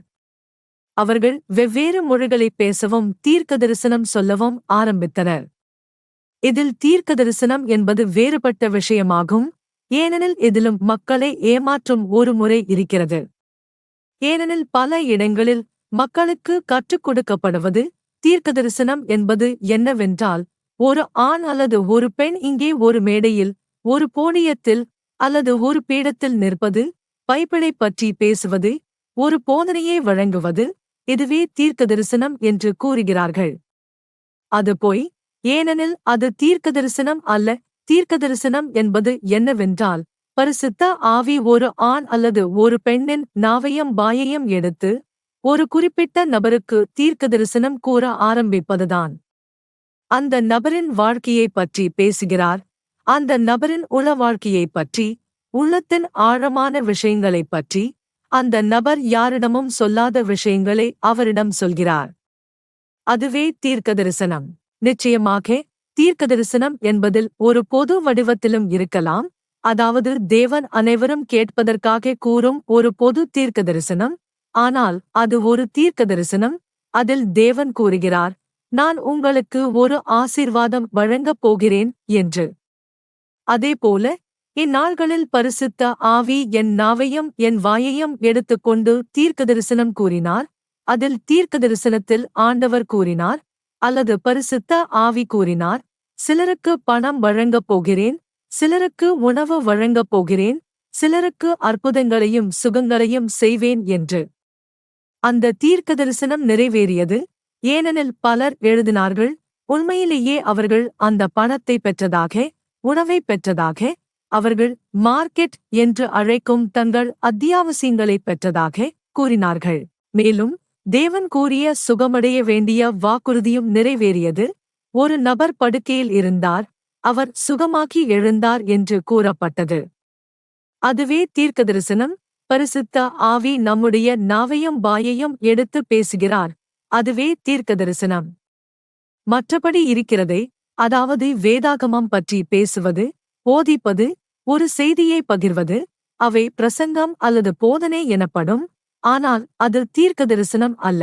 அதனால் இங்கே கூறப்படுவது, பவுல் அவர்களுக்கு கை வைக்க, அவர்கள் பரிசுத்த ஆவியைப் பெற்றார்கள், பின்னர் வேற்று மொழிகளில் பேசத் தொடங்கினார்கள், மேலும் தீர்க்கதரிசனம் பேசத் தொடங்கினார்கள். அவர்கள் பிரசங்கிக்கவில்லை, உரை சொல்லவில்லை, போதனை வழங்கவில்லை, அவர்கள் தீர்க்கதரிசனம் பேசினார்கள். அந்த நேரத்தில் பரிசுத்த ஆவி அவர்களுக்கு அளித்த தீர்க்கதரிசனம் என்னவாக இருந்திருக்கலாம் என்றால், அங்கே இருந்த மக்களிடம் அவர்களது தனிப்பட்ட வாழ்க்கையைப் பற்றியும், தேவனுடைய வாக்குறுதிகளைப் பற்றியும், தேவன் எச்சரிக்கைகள், திருத்தல்கள் அளித்ததாய் இருந்திருக்கலாம், தேவனுடைய அற்புதங்களைப் பற்றியவற்றாகவும் இருந்திருக்கலாம். இது எதற்காக வாசிக்கப்படுகிறது என்றால், நாம் புரிந்து கொள்ள வேண்டும், நீங்கள் புரிந்து கொள்ள வேண்டும் என்பதற்காக. இதுவே ஆவிக்குரிய தருணங்கள், ஒவ்வொரு ஆவிக்குரிய தருணத்தின் வெளிப்பாடு என்பதற்காக. ஒவ்வொரு தருணமும் தனித்துவமான வெளிப்பாட்டைக் கொண்டிருக்கிறது. அது உலகம் கற்பிப்பது போலவோ, மக்கள் கற்பித்துக் கொண்டிருப்பது போலவோ அல்ல. அந்த வகுப்புகளை மறந்துவிடுங்கள். ஒருவேளை நீங்கள் ஏமாற்றப்பட்டு உங்கள் பணத்தை இழந்து கொண்டிருக்கலாம். உங்களிடம் கூறுவார்கள், நீங்கள் திருத்தூதராக இருக்க வேண்டுமானால் இந்த கோர்ஸுக்கு பணம் செலுத்த வேண்டும், தீர்க்கதரிசியாக இருக்க வேண்டுமானால் கோர்ஸுக்கு பணம் செலுத்த வேண்டும், தீர்க்கதரிசிக்க வேண்டும் என்றால் கோர்ஸ் வேண்டும், பரிசுத்த ஆவியை பெற வேண்டும், வேற்று மொழிகளில் பேச வேண்டும் என்றால் ஒரு பாடநெறி செய்ய வேண்டும், அல்லது நீங்கள் மற்றவர்களுக்கு கை வைக்கும்போது அவர்கள் விழ வேண்டும். அதற்கு ஒரு ட்ரிக் இருக்கிறது. அந்த ட்ரிக் கற்றுக்கொள்ள நீங்கள் பணம் கொடுக்க வேண்டும், ஏனெனில் அது இலவசம் கிடையாது என்று. அல்லது யாராவது கூறுவார்கள், இல்லை, எனக்கு என் இதயத்தில் ஒரு உணர்வு இருக்கிறது, நான் இங்கே ஒரு உணர்வை உணர்கிறேன், அது தேவன் எனக்குச் சொல்வது போல உள்ளது. இது தவறு. இன்றுவரை நாம் வாசித்ததில் எங்கும் உணர்வு, சென்டியா பற்றியதெல்லாம் இல்லை. ஆனால் உள்ளதை நாம் வாசித்தோம். உண்மைகள். பரிசுத்த ஆவி வந்தார். அவர்கள் வேற்று மொழிகளில் பேசினார்கள், தீர்க்கதரிசனம் பேசினார்கள். பரிசுத்த ஆவி அந்த நபரின் வாயிலாக பேசினார். இதைச் செய், அதைச் செய், போ, வாயு. இப்போது நாம் வாசிக்கப் போகிறோம். ஆம், இப்போது நாம் 1 கோரிந்தியருக்கு எழுதிய முதல் கடிதத்திற்கு செல்லப் போகிறோம். ஒவ்வொரு தருணமும் எப்படி வெளிப்படுகிறது என்பதைக் காண. 1 கோரிந்தியர் அதிகாரம் 1-2. 1 கோரிந்தியர் அதிகாரம் 1-2 இல் நாம் முன்பே வாசித்திருந்தோம். ஆனால் அப்போது நாம் வேறொரு பார்வையிலிருந்து அதை ஆராய்ந்தோம். இப்போது நாம் வேறொரு கோணத்தில் இருந்து இதை ஆராய இருக்கிறோம். இன்று நாம் மற்றொரு பார்வையிலிருந்து இதைப் பார்க்கிறோம். 1 கோரிந்தியர் 1-2. 1 இல் திருத்தூதர் பவுல் இங்கு கூறுகிறார், சகோதர சகோதரிகளே, இப்போது நீங்கள் ஆவியின் வரங்களைப் பற்றி புரிந்து கொள்ள வேண்டுமென நான் விரும்புகிறேன். ஆவிக்குரிய தருணங்கள் இருப்பதை நீங்கள் அறியாமல் இருக்க வேண்டாம் என்கிறேன். பின்னர் வசனம் 4 அவர் கூறுகிறார், ஆவிக்குரிய வரங்கள் பல வகை உண்டு. ஆனால் அனைத்தும் அதே ஆவியானவரால் வருபவையூர், அதாவது தருணங்கள் பலவாக உள்ளன, ஆனால் அவை அனைத்தையும் வழங்குகிறவர் ஒரே பரிசுத்த ஆவி. 5 ஊழியம் செய்வதற்கு பல வழிகள் உண்டு. அந்த சேவைகளும், அதாவது அந்த அமைச்சுகளும், அதுவும் அந்த ஒரே தருணங்களின் வெளிப்பாடே. ஆனால் அவை அனைத்தையும் நடத்துகிறவர் ஒரே ஆண்டவர். மற்றும் வசனம் 6 கூறப்படுவது, மனிதரிடம் தேவன் செயல்படும் வழிகள் பல உண்டு. ஆனால் அவை அனைத்தும் நமக்குள் செயல்படுகிற தேவனிடமிருந்து வருபவை. நாம் ஒவ்வொன்றையும் செய்ய தேவன் நம்மில் செயல்படுகிறார். இவை அனைத்தையும் செயல்படுத்துகிறவர் தந்தை, குமாரன் மற்றும் பரிசுத்த ஆவி ஆகிய ஒரே தேவனே. இந்த தருணங்கள் ஒவ்வொரு ஆணிலும் ஒவ்வொரு பெண்ணிலும் வெளிப்படுகின்றன. ஆனால் அவற்றை பங்களிப்பவர் ஒரே தேவன். இங்கே வசனம் 7 கூறப்படுவது, ஆவியானவரின் வரங்களில் சில ஒவ்வொரு மனிதனிடமும் காணப்படும். பிறருக்கு உதவும்படியாய் ஆவியானவர் இதை ஒவ்வொருவருக்கும் அளிப்பார். அதாவது தேவன் யாருக்கு ஆவிக்குரிய தருணங்களை அளிக்கிறாரோ அந்த ஆணுக்கும் அந்த பெண்ணுக்கும் அது ஒரு ஆன்மீக நன்மைக்காகவே வழங்கப்படுகிறது. அந்த தருணங்களை பெறும் நபருக்கும் நன்மை, மேலும் சபைக்கும் நன்மை. ஏனெனில் சபை முழுவதும், தேவாலயம் முழுவதும் இந்த ஆசீர்வாதத்தை கொள்கிறது. கைவைப்பின் மூலம் ஆணோ பெண்ணோ ஆவிக்குரிய தருணங்களை பெற்றவர்கள் கை வைக்கும்போது அனைத்து விசுவாசிகளும் பயன் பெறுகிறார்கள். ஏனெனில் அந்த கைவைப்பின் மூலம் ஒருவருக்கு சுகம் வரலாம், ஒரு அற்புதம் நடக்கலாம், ஒருவருக்கு விடுதலை வரலாம், பரிசுத்த ஆவியால் பாப்திசம் கிடைக்கலாம், தீர்க்கதரிசனம் வரலாம், பரிசுத்த ஆவி அந்த ஆண் அல்லது பெண்ணின் வாயிலாக பேசலாம். மற்றும் வசனம் 8 கூறப்படுவது, ஒருவனுக்கு ஞானத்துடன் பேசும் ஆற்றலை பரிசுத்த ஆவியானவர் வழங்குகிறார். அதே பரிசுத்த ஆவியானவர் அறிவோடு பேசும் ஆற்றலை இன்னொருவனுக்கு கொடுக்கிறார். ஒருவருக்கு ஆணாக இருந்தாலும் பெண்ணாக இருந்தாலும் தேவன் ஞானத்தின் தருணத்தை அளிக்கிறார். அந்த விசுவாசிக்கு அந்த ஞானத்தின் தருணம் அளிக்கப்படுகிறது. பின்னர் அந்த விசுவாசி ஒரு மிகுந்த ஞானமுள்ள நபராக மாறுகிறார். எல்லாவற்றையும் நன்கு செய்கிறார், அனைத்தையும் புரிந்து கொள்கிறார், கருத்தரிக்கிறார்.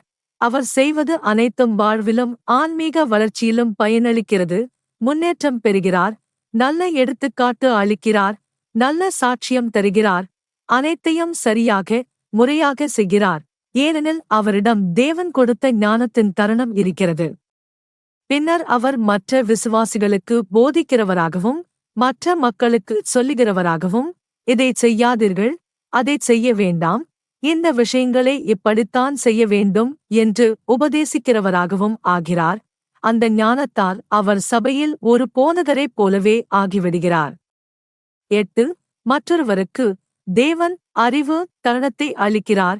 அதாவது தேவனுடைய பல இரகசியங்களை புரிந்து கொள்ளும் திறனே, ஆண்டவரின் உபதேசங்களை அறியும் அறிவே, வேதாகமத்தை வாசிக்கும் போது அதை புரிந்து கொள்வதற்கான திறனே, சிக்கல்களை தீர்க்கும் திறனே, தனது வாழ்க்கையில் பல முக்கிய விஷயங்களைச் செய்யும் திறனே, ஆன்மீகத்திலும் உடலின்மையிலும் பொருட்சார பக்கத்திலும். அதனால் தேவன் அந்த நபருக்கு அந்த அறிவு தருணத்தை அளிக்கிறார்.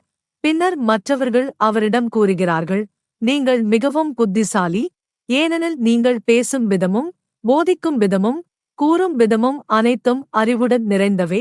அது உங்கள் புத்திசாலித்தனத்தினால் என்று இல்லை, அது அவரிடம் அறிவு தருணம் அல்லது அறிவுடைய தன்மை இருப்பதால். மற்றும் இங்கே கூறப்படுவது, இந்த தருணங்களை பகிர்ந்தளிப்பவர் பரிசுத்த ஆவியே. மற்றும் வசனம் 9 கூறப்படுவது, 9 மற்றொருவருக்கு விசுவாசத்தின் தருணத்தை வழங்குகிறார். மற்றொரு விசுவாசிக்கு ஆணாக இருந்தாலும் பெண்ணாக இருந்தாலும் விசுவாசத்தின் தருணம் அளிக்கப்படுகிறது. தருணங்களை யார் அளிக்கிறார்கள்? இங்கே கூறப்படுவது, பரிசுத்த ஆவி தருகிறார், அல்லது ஆண்டவர் இயேசு கிறிஸ்து தருகிறார், அல்லது பிதா தேவன் தருகிறார். இவர்கள் மூவரும் ஒரே தேவனாகவே செயல்படுகிறார். இந்த 3 வகைகளிலும் வேலை செய்து ஆண்களுக்கும் பெண்களுக்கும் சபைக்கு தருணங்களை அளிக்கிறார். மற்றொருவருக்கு அவர் விசுவாசத்தின் தருணத்தை வழங்குகிறார். அதனால் ஒரு ஆணோ பெண்ணோ இந்த விசுவாசத்தின் தருணத்தை பெற்றிருந்தால் அவர் தேவனிடம் மன்றாடும் அனைத்தும் நிறைவேறுகிறது. அந்த நபர் அவர் விசுவாசம் கொண்டிருப்பதால் அவர் கை வைக்கும் போது விசுவாசிகளுக்காக ஜெபிக்கிறார். அவர் தேவனை நோக்கி சொல்கிறார், ஆண்டவரே, இந்த நோயாளியைச் சுகமாக்குங்கள், இந்த புற்றுநோயுள்ள நபரைச் சுகமாக்குங்கள். அவர் விசுவாசத்துடன், உறுதியோடு, தேவனில் நம்பிக்கையோடு அதைச் செய்கிறார். தேவன் அவரைக் கேட்கிறார், தேவன் அவரை கவனிக்கிறார், தேவன் செயல்படுவார் என்பதை நம்பிக்கையுடன் செய்கிறார். அதனால் தேவன் அந்த அற்புதத்தைச் செய்கிறார். ஏனெனில் அந்த ஆண் அல்லது பெண்ணுக்கு தேவன் அந்த விசுவாசத்தின் தருணத்தை அளித்துள்ளார். அவர் அந்த காரியத்தை உறுதியோடும் நம்பிக்கையோடும் செய்கிறார். தேவன் உடனே செயல்படுகிறார். பிற மக்கள் சொல்கிறார்கள், ஆஹா, இது எப்படி? தேவன் உங்களைக் கேட்கிறார், என்னை கேட்கவில்லை. ஏனெனில் நான் பலமுறை ஜெபித்தேன், ஆண்டவரிடம் கேட்டேன், கேட்டு கேட்டு களைத்துவிட்டேன். ஆனால் தேவன் ஒருபோதும் எனக்குச் செய்யவில்லை. அதே வேளை நீங்கள் வந்தீர்கள், ஜெபித்தீர்கள், அதே விஷயத்தை தேவனிடம் கேட்டீர்கள். ஆனால் இப்போது பாருங்கள், தேவன் செயல்பட்டார், தேவன் ஆசீர்வாதம் அளித்தார், எனக்கு சுகமளித்தார், விடுதலை அளித்தார், எனது ஆசைகளை நிறைவேற்றினார், எனக்கு ஆசீர்வாதம் அளித்தார். அதனால், இல்லை, நீங்கள் நிச்சயமாக நம்புகிறீர்கள், உங்களுக்கு நிச்சயமாக விசுவாசம் இருக்கிறது, நீங்கள் நிச்சயமாக தேவனைக் கொண்டிருக்கிறீர்கள். ஆனால் தேவன் என்னை கேட்கவில்லையோ? இப்படித்தான் மக்கள் சொல்கிறார்கள். ஆனால் அது அந்த மாதிரி அல்ல. அது தேவன் அந்த நபருக்கு விசுவாசத்தின் தருணத்தை அளித்திருக்கிறதால். மற்றும் இங்கே கூறப்படுவது, மற்றொருவருக்கு அவர் 9 சுகப்படுத்தும் தருணத்தை அளிக்கிறார். அதாவது சுகப்படுத்தும் தருணத்துடன், அதேபோல அந்த சகோதரன் அல்லது சகோதரி யாரிடம் அந்த சுகப்படுத்தும் தருணம் இருக்கிறதோ அவர்கள் தேவாலயத்தில் இருக்கிறார்கள். தேவாலயம் முழுவதும் ஜெபம் செய்கிறது, ஆண்டவரை புகழ்கிறது. அந்த சபையில் பல நோயாளிகள் இருக்கிறார்கள், பலவிதமான நோய்களால் பாதிக்கப்பட்டவர்கள் இருக்கிறார்கள். அப்பொழுது அவர் ஜெபிக்கும்போது, கை வைக்கும்போது தேவன் அவரை பயன்படுத்துகிறார். ஏனெனில் தேவன் அவருக்கு அந்த தருணத்தை வழங்கியிருக்கிறார். அதனால் தேவன் அவரை பயன்படுத்துகிறார். மேலும் மக்கள் சுகமாகிறார்கள், விடுதலை பெறுகிறார்கள். பின்பு மக்கள் சொல்கிறார்கள், இல்லை, எனக்கு அந்த சகோதரர் பேப்பே வந்து எனக்காக ஜெபிக்கணும் என்றுதான் பிடிக்கும். ஏனெனில் நான் ஒருமுறை நோயாக இருந்தேன், எனக்கு தலைவலி இருந்தது. அந்த சகோதரர் பேப்பே என்னிடம் கை வைக்க ஜெபித்த பிறகு எனது தலைவலி போய்விட்டது. ஆனால் அதற்கு முன் 5 சகோதரர்கள் என்னிடம் கை வைத்திருந்தார்கள். ஆனால் எனது தலைவலி இன்னும் அதிகமாகிவிட்டது. ஆனால் அந்த சகோதரர் பேப்பே வந்ததும் அவர் கை வைக்க எனது வலி போய்விட்டதையோ? ஏன் இப்படி நடந்தது? ஏனெனில் அவரிடம் சுகப்படுத்தும் தருணம் இருக்கிறது. இதுதான் ஆண்டவரின் சபையில் ஆவிக்குரிய தருணங்கள் எவ்வாறு வெளிப்படுகின்றன என்பதற்கான மாதிரி. ஒவ்வொரு தருணத்தும் இப்படித்தான் வெளிப்படுகிறது. இந்த தருணங்களை தேவன் அவர் விரும்புகிறவர்களுக்கு அவர் விரும்பும் முறையில் தருகிறார். இவை எந்தவொரு சிறப்பு பாடநெறிகள் மூலமும் அல்லது உழைப்புகளால் பெறப்படுவதுமல்ல. என் எண்ணத்தில் ஒரே ஒரு தகுதி இருக்கலாம், அது இருதயம். தேவன் ஒவ்வொருவரின் இருதயத்தையும் நோக்குகிறார், அதன்படி அவர்களுக்கு தருணங்களை அளிக்கிறார். இங்கே நாம் தொடர்கிறோம். வசனம் 1 கூறப்படுவது, அதிசயங்களைச் செய்யும் சக்தியை இன்னொரு மனிதனுக்கு ஆவியானவர் கொடுக்கிறார். எவ்வளவு அதிசயமாய் இருக்கிறது! நீங்கள் என்ன நினைக்கிறீர்கள்? எது மேலானது என்று? அற்புதங்களைச் செய்வதா? இல்லை என்றால் விசுவாசத்தின் தருணமா? அல்லது சுகப்படுத்தும் தருணமா? சரி, என் எண்ணத்தில் இவை அனைத்தும் சமமானவை. ஒருவனுக்கு தேவன் இவற்றில் ஒன்றைத் தருகிறார் என்றால் போதும், அந்த நபர் திருப்தியாக இருக்கிறார், நன்றி ஆண்டவரே என்று கூறுகிறார். ஒருவருக்கு தேவன் அற்புதங்களைச் செய்வதற்கான தருணத்தை வழங்குகிறார். அதுவும் எவ்வளவு அழகானது! ஏனெனில் அற்புதங்கள் செய்வது என்பது நோய்களுக்காக ஜெபிப்பதில்தான் மட்டுமல்ல. ஒருவர் புற்றுநோயால் பாதிக்கப்பட்டிருந்தார், அவர் சுகமானார், இதுவும் ஒரு அற்புதம்தான். ஆனால் அற்புதங்கள் என்பது இதைத் தவிர வேறு சில விசித்திரமான விஷயங்களுக்காகவும் நடைபெறுகிறது. அவை நோய்களுடன் சம்பந்தப்பட்டவையாக இல்லாமல் இருக்கலாம். ஒருவர் சிறையில் இருக்கிறார் என்று வைத்துக் கொள்வோம். அவர் அங்கே அநியாயமாக இருக்கிறார்.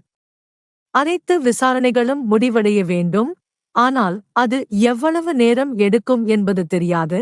அந்த நபருக்குள் அவரை குற்றமற்றவராக அறிவிக்க நேரிடும் வரை. இந்த மத்தியிலும் அந்த நபர் துன்பப்படுவார். ஆனால் அற்புதங்களின் தருணத்தைக் கொண்ட நபரிடம் ஆண்டவர் கூறுகிறார், நான் விரும்புகிறேன் நீ சிறைக்கு சென்று அங்கே அநியாயமாக உள்ள அந்த மனிதருக்கு கை வைத்து ஜெபிக்க வேண்டும் என்று. அந்த நபர் செல்கிறார், கை வைக்கிறார், ஜெபிக்கிறார். மற்றும் திடீரென்று அந்தச் சிறையின் கதவுகள் திறக்கப்படுகின்றன. அந்த நபர் வெளியே வருகிறார். அவர் காணாமல் போகிறாரென்று கூறப்படுகிறது.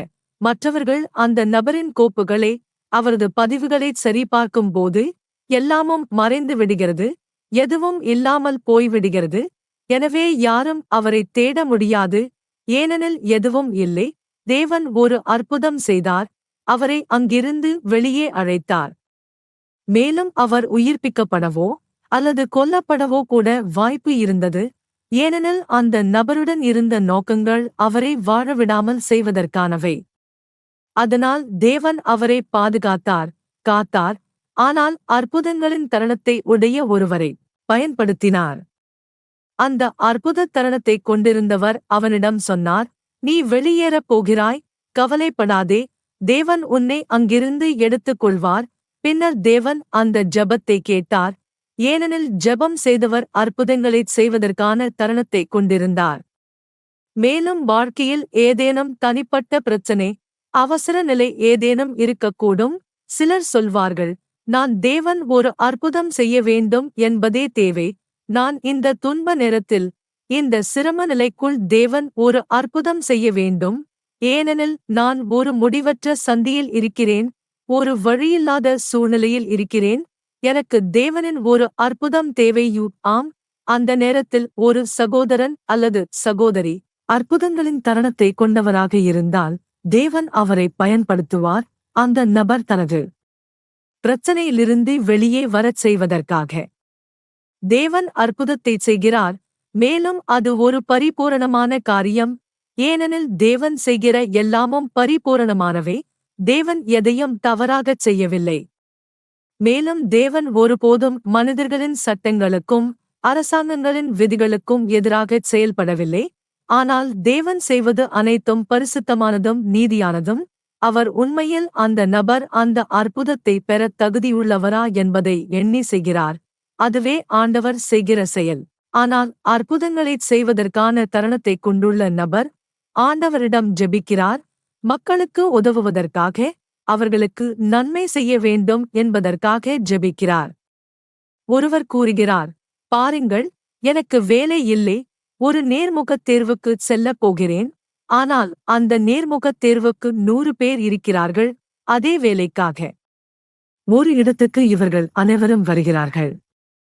நான் பல மாதங்களாக வேலை இல்லாமல் இருக்கிறேன், தயவு செய்து எனக்கு கை வையுங்கள், தேவன் எனக்கு உதவி செய்ய வேண்டும், வாயில்களைத் திறக்க வேண்டும், நான் அந்த நேர்முகத்தில் தேர்ச்சி பெற வேண்டும். அப்போது அந்த அற்புதத் தருணத்தைக் கொண்டிருக்கும் நபர் அவருக்கு கை வைக்கிறார், தேவனை நோக்கி ஜெபிக்கிறார். அவர் அந்த நேர்முகத்தில் வெற்றி பெற தேவன் உதவ வேண்டும் என்று கேட்டுக் கொள்கிறார். பின்னர் தேவன் அந்த அற்புதத்தைச் செய்கிறார், ஏனெனில் அந்த 100 பேரில் அவர் தேர்ந்தெடுக்கப்படுகிறார். ஏனெனில் தேவன் அந்த நபருக்கு பின்புலமாக இருந்தார், அவருக்கு அந்த அற்புத தருணத்தை வழங்கியிருந்தார். ஏனெனில் அந்த அற்புத தருணத்தைக் கொண்டிருந்தவர் என்பது அவர் தனது இருதயத்தை தேவனுக்காக அர்ப்பணித்தவர்.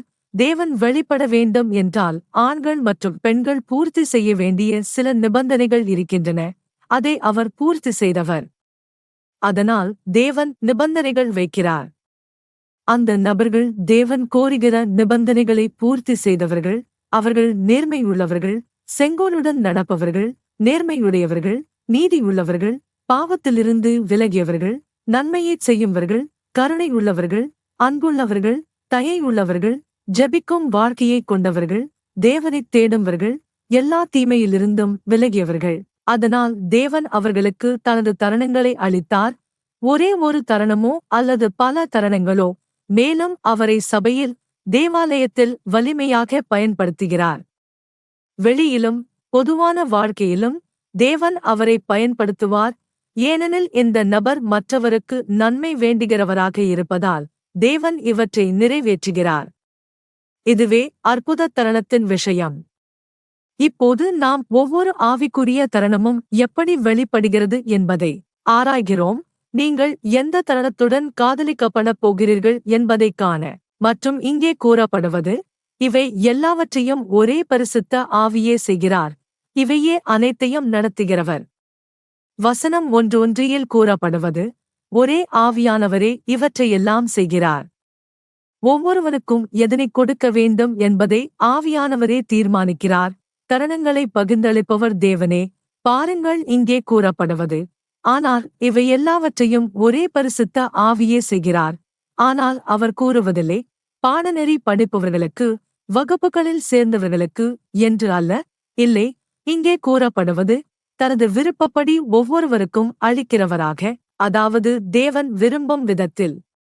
எனவே நாம் ஏமாற்றப்படக்கூடாது. வசனம் 2:5 கூறப்படுவது, நம்முடைய சரீரம் பிரிக்கப்படாதபடிக்கு தேவன் இதைச் செய்தார். வெவ்வேறு உறுப்புகளும் பிறவற்றையும் பாதுகாக்க வேண்டும் என்று தேவன் இதைச் செய்தார். இங்கே கூறப்படுவது, தேவன் அனைத்து விசுவாசிகளுக்கும் ஆவிக்குரிய தருணங்களை வழங்குகிறார். மேலும் ஒவ்வொருவருக்கும் வேறுபட்ட தருணத்தை அளிக்கிறார். ஏனெனில் சண்டே வேறுபாடு ஏற்படக்கூடாது என்பதற்காக, பொறாமை வரக்கூடாது என்பதற்காக. ஐயோ, அவருக்கு தருணம் இருக்கிறதே, எனக்கு தருணமே இல்லை. ஆம், அவருக்கு தேவன் 2 தருணங்கள் கொடுத்திருக்கிறார், எனக்கு ஒன்றே கொடுத்திருக்கிறார் என்று யாரும் கூறக்கூடாது. இல்லை, இங்கே கூறப்படுவது, மக்கள் தருணங்களை பெற்றபோது அவர்கள் மகிழ்ச்சியுடன் நன்றியுடன் பெறுகிறார்கள், பொறாமை இல்லாமல். மேலும் எவ்வித மனகசப்பு முரண்பாடும் இருக்கவில்லை. இங்கே சொல்லப்படுவது, வெவ்வேறு உறுப்புகளும் பிறவற்றையும் பாதுகாக்க வேண்டும் என்று தேவன் இதைச் செய்தார். விசுவாசிகள் தங்களுடைய ஆவிக்குரிய தருணங்களுடன், ஒருவர் சுகப்படுத்தும் தருணத்தை கொண்டிருக்கிறார், மற்றொருவர் அற்புதங்களைச் செய்யும் தருணத்தை கொண்டிருக்கிறார், மற்றொருவருக்கு மொழிகள் மொழிபெயர்ப்பதற்கான தருணம் இருக்கிறது. இங்கே நாம் வேற்று மொழிகளை மொழிபெயர்க்கும் தருணத்தைப் பற்றியும் பேசலாம். இப்போது வசனம் 2:7 கூறப்படுவது, நீங்கள் எல்லாரும் இணைந்து கிறிஸ்துவின் சரீரமாக இருக்கிறீர்கள். நீங்கள் ஒவ்வொருவரும் சரீரத்தின் உறுப்பாக அமைகிறீர்கள். நீங்கள் கிறிஸ்துவின் தேகமாக இருக்கிறீர்கள். அதில் ஒவ்வொரு அங்கத்துக்கும் தேவன் அவரவர் தருணங்களை அளிக்கிறார். ஒவ்வொரு அங்கமும் ஒரு ஆணும் ஒரு பெண்ணும் கிறிஸ்துவின் தேகத்தின் அங்கங்கள். மேலும் கூறப்படுவது, தேவன் ஒவ்வொருவருக்கும் தனிப்பட்டவையாக தருணங்களை வழங்குகிறார். அவர்கள் வெளிப்பட வேண்டும் என்பதற்காக, அவர்கள் அந்த பணியை, அந்த சேவையை நிறைவேற்ற வேண்டும் என்பதற்காக. வசனம் 2:8 கூறப்படுவது, முதலில் அப்போஸ்தலராகச் சிலரையும், இரண்டாவதாக தீர்க்கதரிசிகளாகவும், மூன்றாவதாக போதகர்களாகவும், பிறகு அதிசயங்களைச் செய்கிறவர்களாகவும், மற்றவர்களுக்கு உதவுகிறவர்களாகவும், வழி நடத்த வல்லவர்களாகவும், பல்வேறு மொழிகளைப் பேச வல்லவர்களாகவும் சபையில் நியமிக்கிறார். அதனால் பாருங்கள் அல்லவா சகோதரர்களே, மேலும் பாருங்கள் என் அன்பான பார்வையாளர்களே, நான் விரும்புவது என்னவென்றால், நீங்கள் அனைவரும் இவற்றை கற்றுக்கொள்ள வேண்டும் என்பதுதான். ஏனெனில் ஒரு நாள் உங்கள் வாழ்க்கையில் யாராவது உங்களை ஏமாற்றியிருக்கலாம். இல்லையேல் நீங்கள் வேதாகமத்தை வாசிக்க வேண்டும். வேதாகமத்தை வாசியுங்கள், பிறகு உங்கள் கண்கள் திறக்கப்படும். அறியாமையின் மறைவேலை தேவன் நீக்குவார், ஏனெனில் அதனால்தான் மக்களை ஏமாற்றுகிறார்கள். இப்போது நீங்கள் உண்மையைக் காணப் போகிறீர்கள், மேலும் ஒருபோதும் ஏமாற்றப்பட மாட்டீர்கள். அதனால் வேற்று மொழிகள் பேசும் தருணமுள்ளவர்கள், அவர்கள் பரலோக மொழிகளாகவும் தேவதூதர் மொழிகளாகவும் பேசுகிறார்கள். சிலர் அந்த மொழிகளை புரிந்து கொள்ள முடியாமல் இருக்கிறார்கள். அதனால் தேவன் அவர்களுக்கு அந்த மொழிகளை மொழிபெயர்க்கும் தருணத்தையும் அளிக்கிறார். சில நேரங்களில் பரிசுத்த ஆவி அந்த மொழிகளுக்கான விளக்கத்தை தரவில்லை என்றால், அந்த நபர் செய்ய வேண்டியது என்னவென்றால், அவர்கள் ஆண்டவரை புகழும்போது அல்லது ஜெபிக்கும்போது அந்த பரலோக மொழிகளை மென்மையாக மனதுக்குள் பேச வேண்டும். ஏனெனில் இது அவருடைய ஆன்மீக வாழ்க்கைக்கு எழுச்சி தருகிறது. அதே நேரத்தில் அது தேவனை மகிழ்விக்கிறது. அதன் பிறகு எதுவும் நடக்க வேண்டியதில்லை. ஆனால் மொழிபெயர்ப்பு தருணமுள்ளவர்கள் ஒருவரை வேற்று மொழிகளில் பேசக் கேட்கும்போது அதை மொழிபெயர்க்கிறார்கள். அது சபைக்கான ஒரு செய்தியாக இருக்கலாம், அந்த மொழிகளில் பேசுகிற நபருக்கான செய்தியாக இருக்கலாம், அல்லது மொழிபெயர்க்கும் நபருக்கான செய்தியாகவும் இருக்கலாம். இவை அனைத்தும் இப்படித்தான் நடைபெறுகிறது. இவ்விதமாகவே ஆண்டவர் செய்கிறார். அதனால் தீர்க்கதரிசன தருணம், ஆம், தீர்க்கதரிசன தருணம் பற்றி திருத்தூதர் கூறியது நினைவிருக்கிறதே.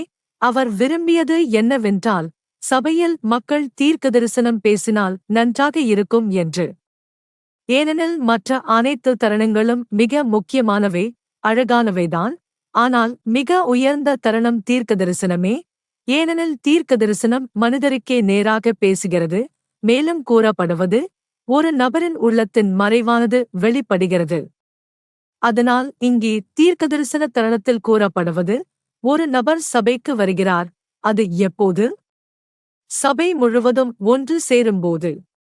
1 கோரிந்தியர் அதிகாரம் 1:4, வசனம் 2:3 கூறப்படுவது, 2:3, சபை முழுவதும் ஒன்று சேரும்போது, அல்லது அனைவரும் சேர்ந்து ஆண்டவரை வழிபடுவதற்கும் புகழ்வதற்கும் கூடும்போது, அப்போது அனைவரும் வேற்று மொழிகளில் பேச ஆரம்பித்தால், அப்போது வெளியில் இருந்து உள்ளே வருகிற ஒருவர், முதல் முறையாக வருகிற ஒருவர், அவர்கள் சொல்வார்கள், இல்லை, இந்த மக்கள் எல்லாம் பைத்தியமாக இருக்கிறார்கள், இவர்கள் எல்லாம் சிக்கலானவர்கள். அதற்கு பதிலாக வசனம் 2:4 கூறப்படுவது, சரீரத்தின் அழகிய உறுப்புகளுக்கு இத்தகைய பாதுகாப்பு தேவையில்லை. ஆனால் கௌரவிக்கத்தக்க உறுப்புகளை கௌரவிக்கிற விதத்தில் சரீரத்தின் உறுப்புகளை தேவன் ஒழுங்குபடுத்தினார். 25 நம்முடைய சரீரம் பிரிக்கப்படாதபடிக்கு தேவன் இதைச் செய்தார். வெவ்வேறு உறுப்புகளும் பிறவற்றையும் பாதுகாக்க வேண்டும் என்று தேவன் இதைச் செய்தார். இதுவே நாங்கள் வாழ்கிற அனுபவம், நாங்கள் எங்கள் தேவாலயத்தில் காண்கிற உண்மை. அங்கே தீர்க்கதரிசனத்தின் தருணம் இருக்கிறது. மேலும் தீர்க்கதரிசன தருணம் என்பது பரிசுத்த ஆவி ஒரு நபரின் வாயையும் நாவையும் பயன்படுத்தி மற்றொருவரிடம் பேசுவது. அதனால் சபை முழுவதும் ஒன்று சேரும்போது, தீர்க்கதரிசனத்தின் தருணமுள்ளவர்கள் கை வைக்கும்போது, உடனே தீர்க்கதரிசனம் வருகின்றது. தேவன் அந்த ஆண் அல்லது அந்த பெண்ணிடம் அவர்களின் இரகசியங்களே, அவர்களின் ஆழ்ந்த தனிப்பட்ட வாழ்க்கையே, அவர்களின் வாழ்க்கையையே பேச ஆரம்பிக்கிறார். ஒருமுறை ஒரு ஆண் தேவாலயத்திற்கு வந்தார். அவருக்கு அது முதல் முறை. அவர் வேறொரு மதத்தைச் சேர்ந்தவர். ஒருவரால் எங்கள் சபைக்குள் வர அழைக்கப்பட்டார். எனக்கு அந்த நபருக்காக ஜெபிக்க வாய்ப்பு கிடைத்தது. எனக்கு அவர் தெரியவில்லை. அவர் வந்தார். அவருக்கும் எனது பற்றி எதுவும் தெரியவில்லை. ஆனால் நான் அவருக்கு கை வைத்து ஜெபிக்க ஆரம்பித்தவுடன் தீர்க்கதரிசனம் வந்தது. அப்போது பரிசுத்த ஆவி என் வாயிலாக, என் நாவிலாக பேசினார். அந்த ஆணிடம் கூறினார், நீ 2 பெண்களுடன் வாழ்கிறாய். இது விபசாரம் எனப்படுகிறது. நீ ஒரு பெண்ணை விட்டுவிட்டு மற்றவருடன் மட்டும் இருங்கள். நீ என்னை மகிழ்விக்க விரும்பினால், நேர்மையான வாழ்க்கை வாழ விரும்பினால், நான் உன்னை ஆசீர்வதிக்க விரும்பினால், நீ அந்த ஒரு பெண்ணை விலக்கிவிட்டு மற்றவருடன் மட்டும் இரு. நீ மிகவும் நேசிக்கிறவளோ அவளுடன் இரு. மற்றவனிடமிருந்து விலகிரு. பிறகு நான் ஜெபம் முடித்ததும் அவரிடம் கேட்டேன், நீங்கள் 2 பெண்களுடன் வாழ்கிறீர்களா என்றேன். அவர் கூறினார், ஆம், அது உண்மைதான், அது உண்மைதான். மேலும் உண்மையாகவே நான் ஒருவரை இன்னொருவரை விட அதிகமாக நேசிக்கிறேன். தேவன் இப்போது எனக்குச் சொன்னது உண்மைதான். இது உண்மை. இந்த விஷயங்களை நான் கவனிக்கப் போகிறேன், மாற்றப் போகிறேன். ஏனெனில் நான் தேவனின் ஆசீர்வாதத்தைப் பெற விரும்புகிறேன். இதுவே தீர்க்கதரிசனம். அவரது உள்ளத்தின் மறைந்தது வெளிப்பட்டது. ஏனெனில் எனக்கு அவருடைய வாழ்க்கை பற்றி எதுவும் தெரியவில்லை. அவரைச் சந்தித்ததே இல்லை. ஆனால் அவரது உள்ளத்தின் இரகசியம் அது. அவர் 2 பெண்களுடன் வாழ்ந்தது. அங்கே இருந்த யாருக்கும் அது தெரியவில்லை. அவருக்குத்தான் மட்டுமே தெரிந்தது. ஒருமுறை ஒரு பெண் எங்கள் சபைக்கு வந்தார். அவரும் முதல் முறையாக வந்தார். வேறொரு மதத்தினைச் சேர்ந்தவர், வேறொரு திருச்சபையிலிருந்து வந்தவர். அவர் வந்தபோது அவருக்கும் தீர்க்கதரிசனம் கொடுக்கப்பட்டது, கை வைக்கப்பட்டது, தீர்க்கதரிசனம் பேசப்பட்டது. அப்போது தேவன் அவரது வாயையும் உதடுகளையும் பயன்படுத்த ஆரம்பித்தார். இது ஒருவரால் சுயமாக பேசக்கூடிய விஷயம் அல்ல. ஏனெனில் ஒருவிதமான பெரிய அதிகாரம், ஒரு வல்லமையான ஆவி நம்முடைய நாவையும் வாயையும் பயன்படுத்துகிறான். அதனால் அதைத் தடுக்க முடியாது. அதனால் அவர் கூறினார், நீ நாளை செய்யப் போகும் அந்த காரியம், அதைச் செய்யாதே, செய்யாதே. ஏனெனில் உன் கருப்பையில் இருக்கிறதோ அது ஒரு ஆண் குழந்தை. அந்த ஆண் குழந்தைதான் உனக்கு எதிர்காலத்தில் நீ ஒரு பெரியவளாகி வயதானவளாகும்போது உனக்காக கவனித்து நிற்கப் போகிறான். ஜெபம் முடிந்ததும் அந்த பெண் என்னிடம் சொன்னாள், நான் நாளை ஒரு மறைமுக கருக்கலைப்பு செய்யும் இடத்துக்கு செல்லப் போகிறேன், ஏனெனில் நான் கர்ப்பமாக இருக்கிறேன். நாளை கருக்கலைப்பு செய்யப் போகிறேன், ஆனால் தேவன் என்னிடம் இப்போது கூறியது மாதிரி என்றாள். நான் அதைச் செய்ய மாட்டேன். உண்மையாகவே பிறகு அவர் ஒரு ஆண் குழந்தையை பெற்றெடுத்தார். மேலும் அதன் பிறகு அவர் தொடர்ந்து தேவாலயத்திற்கு வர ஆரம்பித்தார். அதனால் அப்போது அவருடைய வாழ்க்கையை நான் அவதானிக்க ஆரம்பித்தேன். உண்மையிலேயே அவர் ஒரு வயதில் தனியாக இருந்தார், தனித்துவமாக வாழ்ந்தார். ஆனால் அவருடைய மகன்தான் அவரை கவனித்தார். தேவன் வாக்குக்கூடாக கூறியது போல் அதுவே நடந்தது. இங்கே வசனத்தில் கூறுவது பூர்த்தியாகியது. யாராவது அறியாமை உள்ளவர் உள்ளே நுழைந்தால், அல்லது யாராவது அறிந்து கொள்ளாத நம்பிக்கையில்லாத நபர் வந்தால், சரீரத்தின் அழகிய உறுப்புகளுக்கு இத்தகைய பாதுகாப்பு தேவையில்லை. ஆனால் கௌரவிக்கத்தக்க உறுப்புகளை கௌரவிக்கிற விதத்தில் சரீரத்தின் உறுப்புகளை தேவன் ஒழுங்குபடுத்தினார். 25 நம்முடைய சரீரம் பிரிக்கப்படாதபடிக்கு தேவன் இதைச் செய்தார். வெவ்வேறு உறுப்புகளும் பிறவற்றையும் பாதுகாக்க வேண்டும் என்று தேவன் இதைச் செய்தார். ஆண்டவருக்கு மகிமை உண்டாகுக. அதுவே வெளிப்பாடு, அதுவே தேவன் பேசும் முறை, அதுவே தீர்க்கதரிசன தருணத்தின் செயல்பாடு. இது சிலர் நினைப்பது போல அல்ல. ஏனெனில் சிலர் சொல்வார்கள், இல்லை, தேவன் என்னை போன்ற பாவியிடம் பேசப் போகிறாரா? சில நேரங்களில் ஒருவர் இப்படி பேசும், எப்படி தேவன் பேசுவார்? அந்த ஆணை அல்லது அந்த பெண்ணை எப்படி பயன்படுத்துவார்? அது தேவன் பேசுவது எப்படி? நம்ப முடியவில்லை. தேவன் என்னை போன்ற பாவியை பயன்படுத்த மாட்டார். இல்லை, இது ஒரு தவறான தீர்ப்பு. எப்படி அவர் ஒரு பாவி என்று சொல்கிறீர்கள்? அவருடைய வாழ்க்கையை நீங்கள் அறியாதபோது. மேலும் வேதாகமம் என்ன சொல்கிறது என்றால், தேவன் ஒரு ஆணின் வாயையும் ஒரு பெண்ணின் நாவையும் பயன்படுத்துகிறார் மற்றவரிடம் பேசுவதற்காக. அதனால்தான் தேவன் இப்படித்தான் பேசுகிறார். இது அப்படி ஒன்றும் இல்லை. போலி குரல் போல எங்கோ வானத்திலிருந்து ஒரு குரல் வந்து, ஃபுலானா, கத்தலீனா, வா, நான் உன்னை தேடுகிறேன் என்று சொல்வது கிடையாது.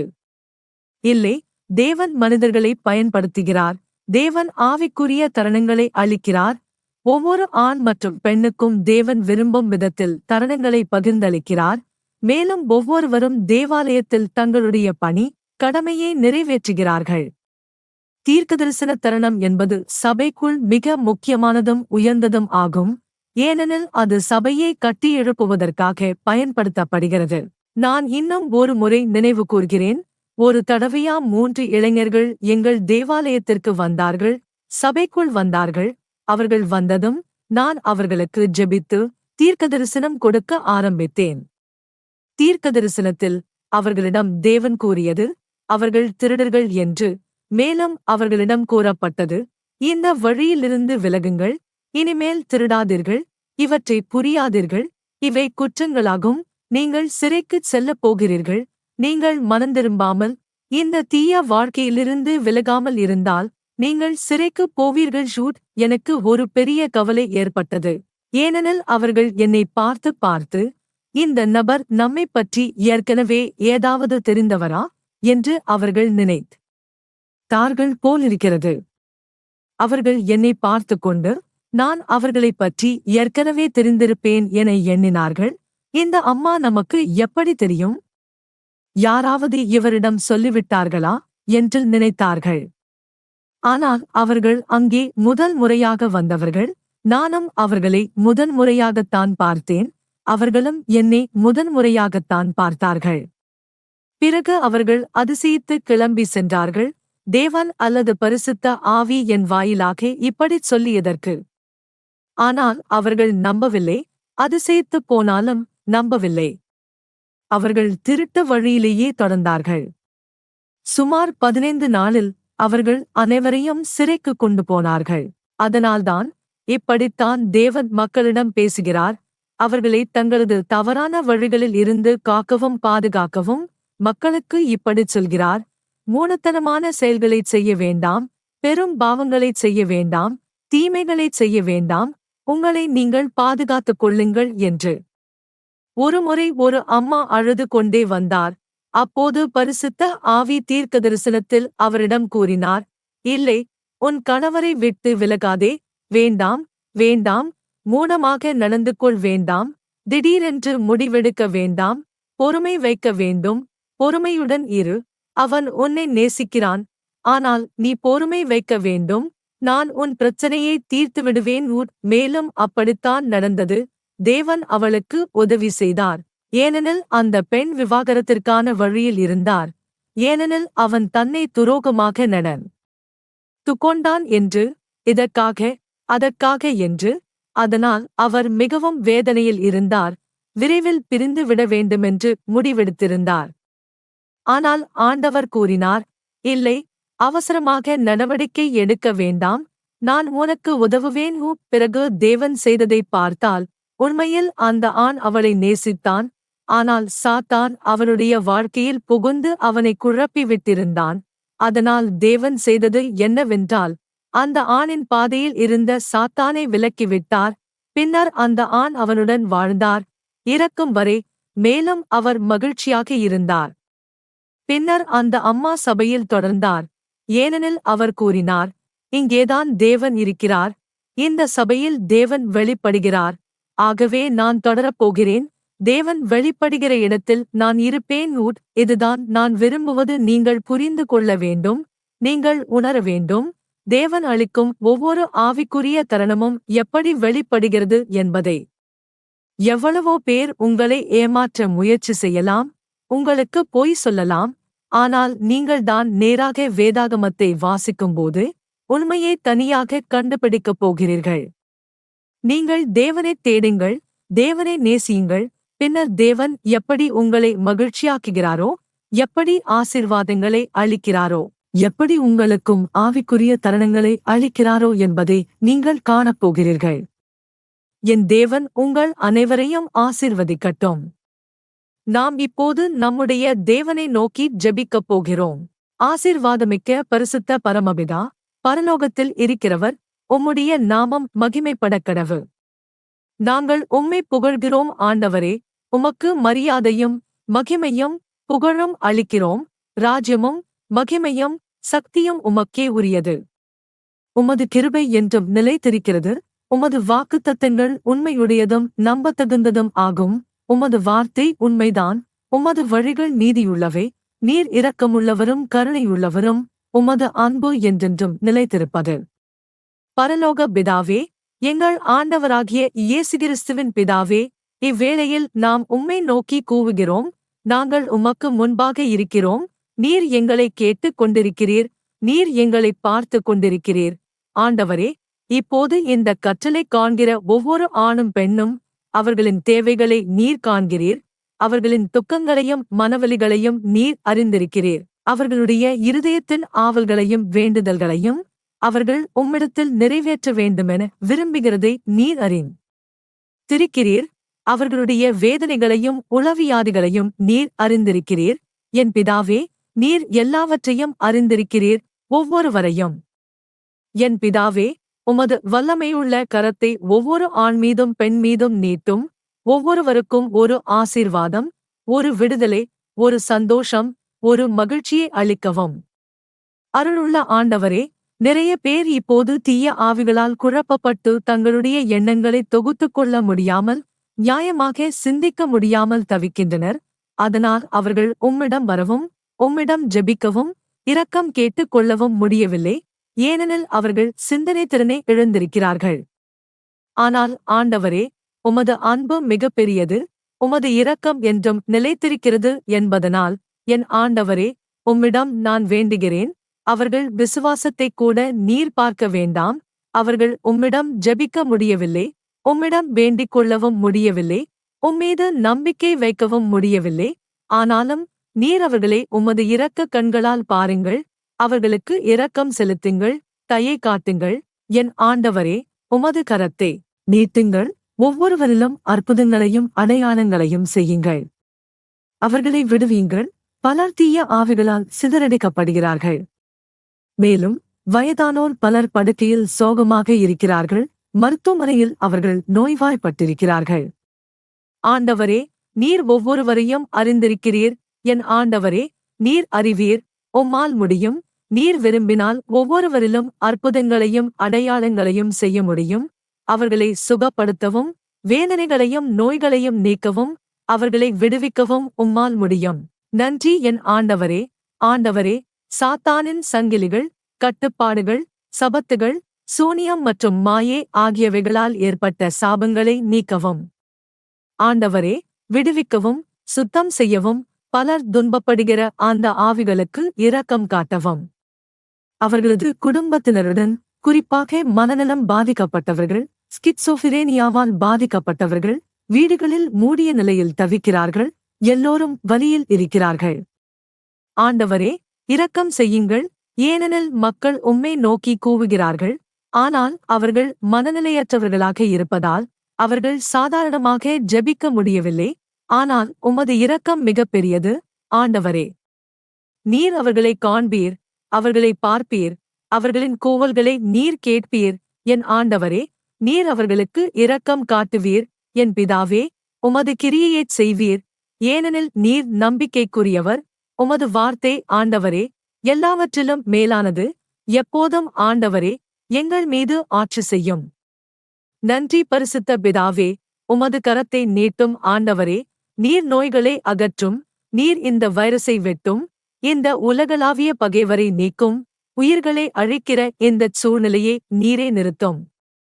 ஆண்டவரே, உமது வல்லமையுள்ள கரத்தை வைத்து செயல்படுங்கள். இந்த பாண்டமிக்கை நிறுத்துங்கள். இதை முற்றிலும் நீக்குங்கள்.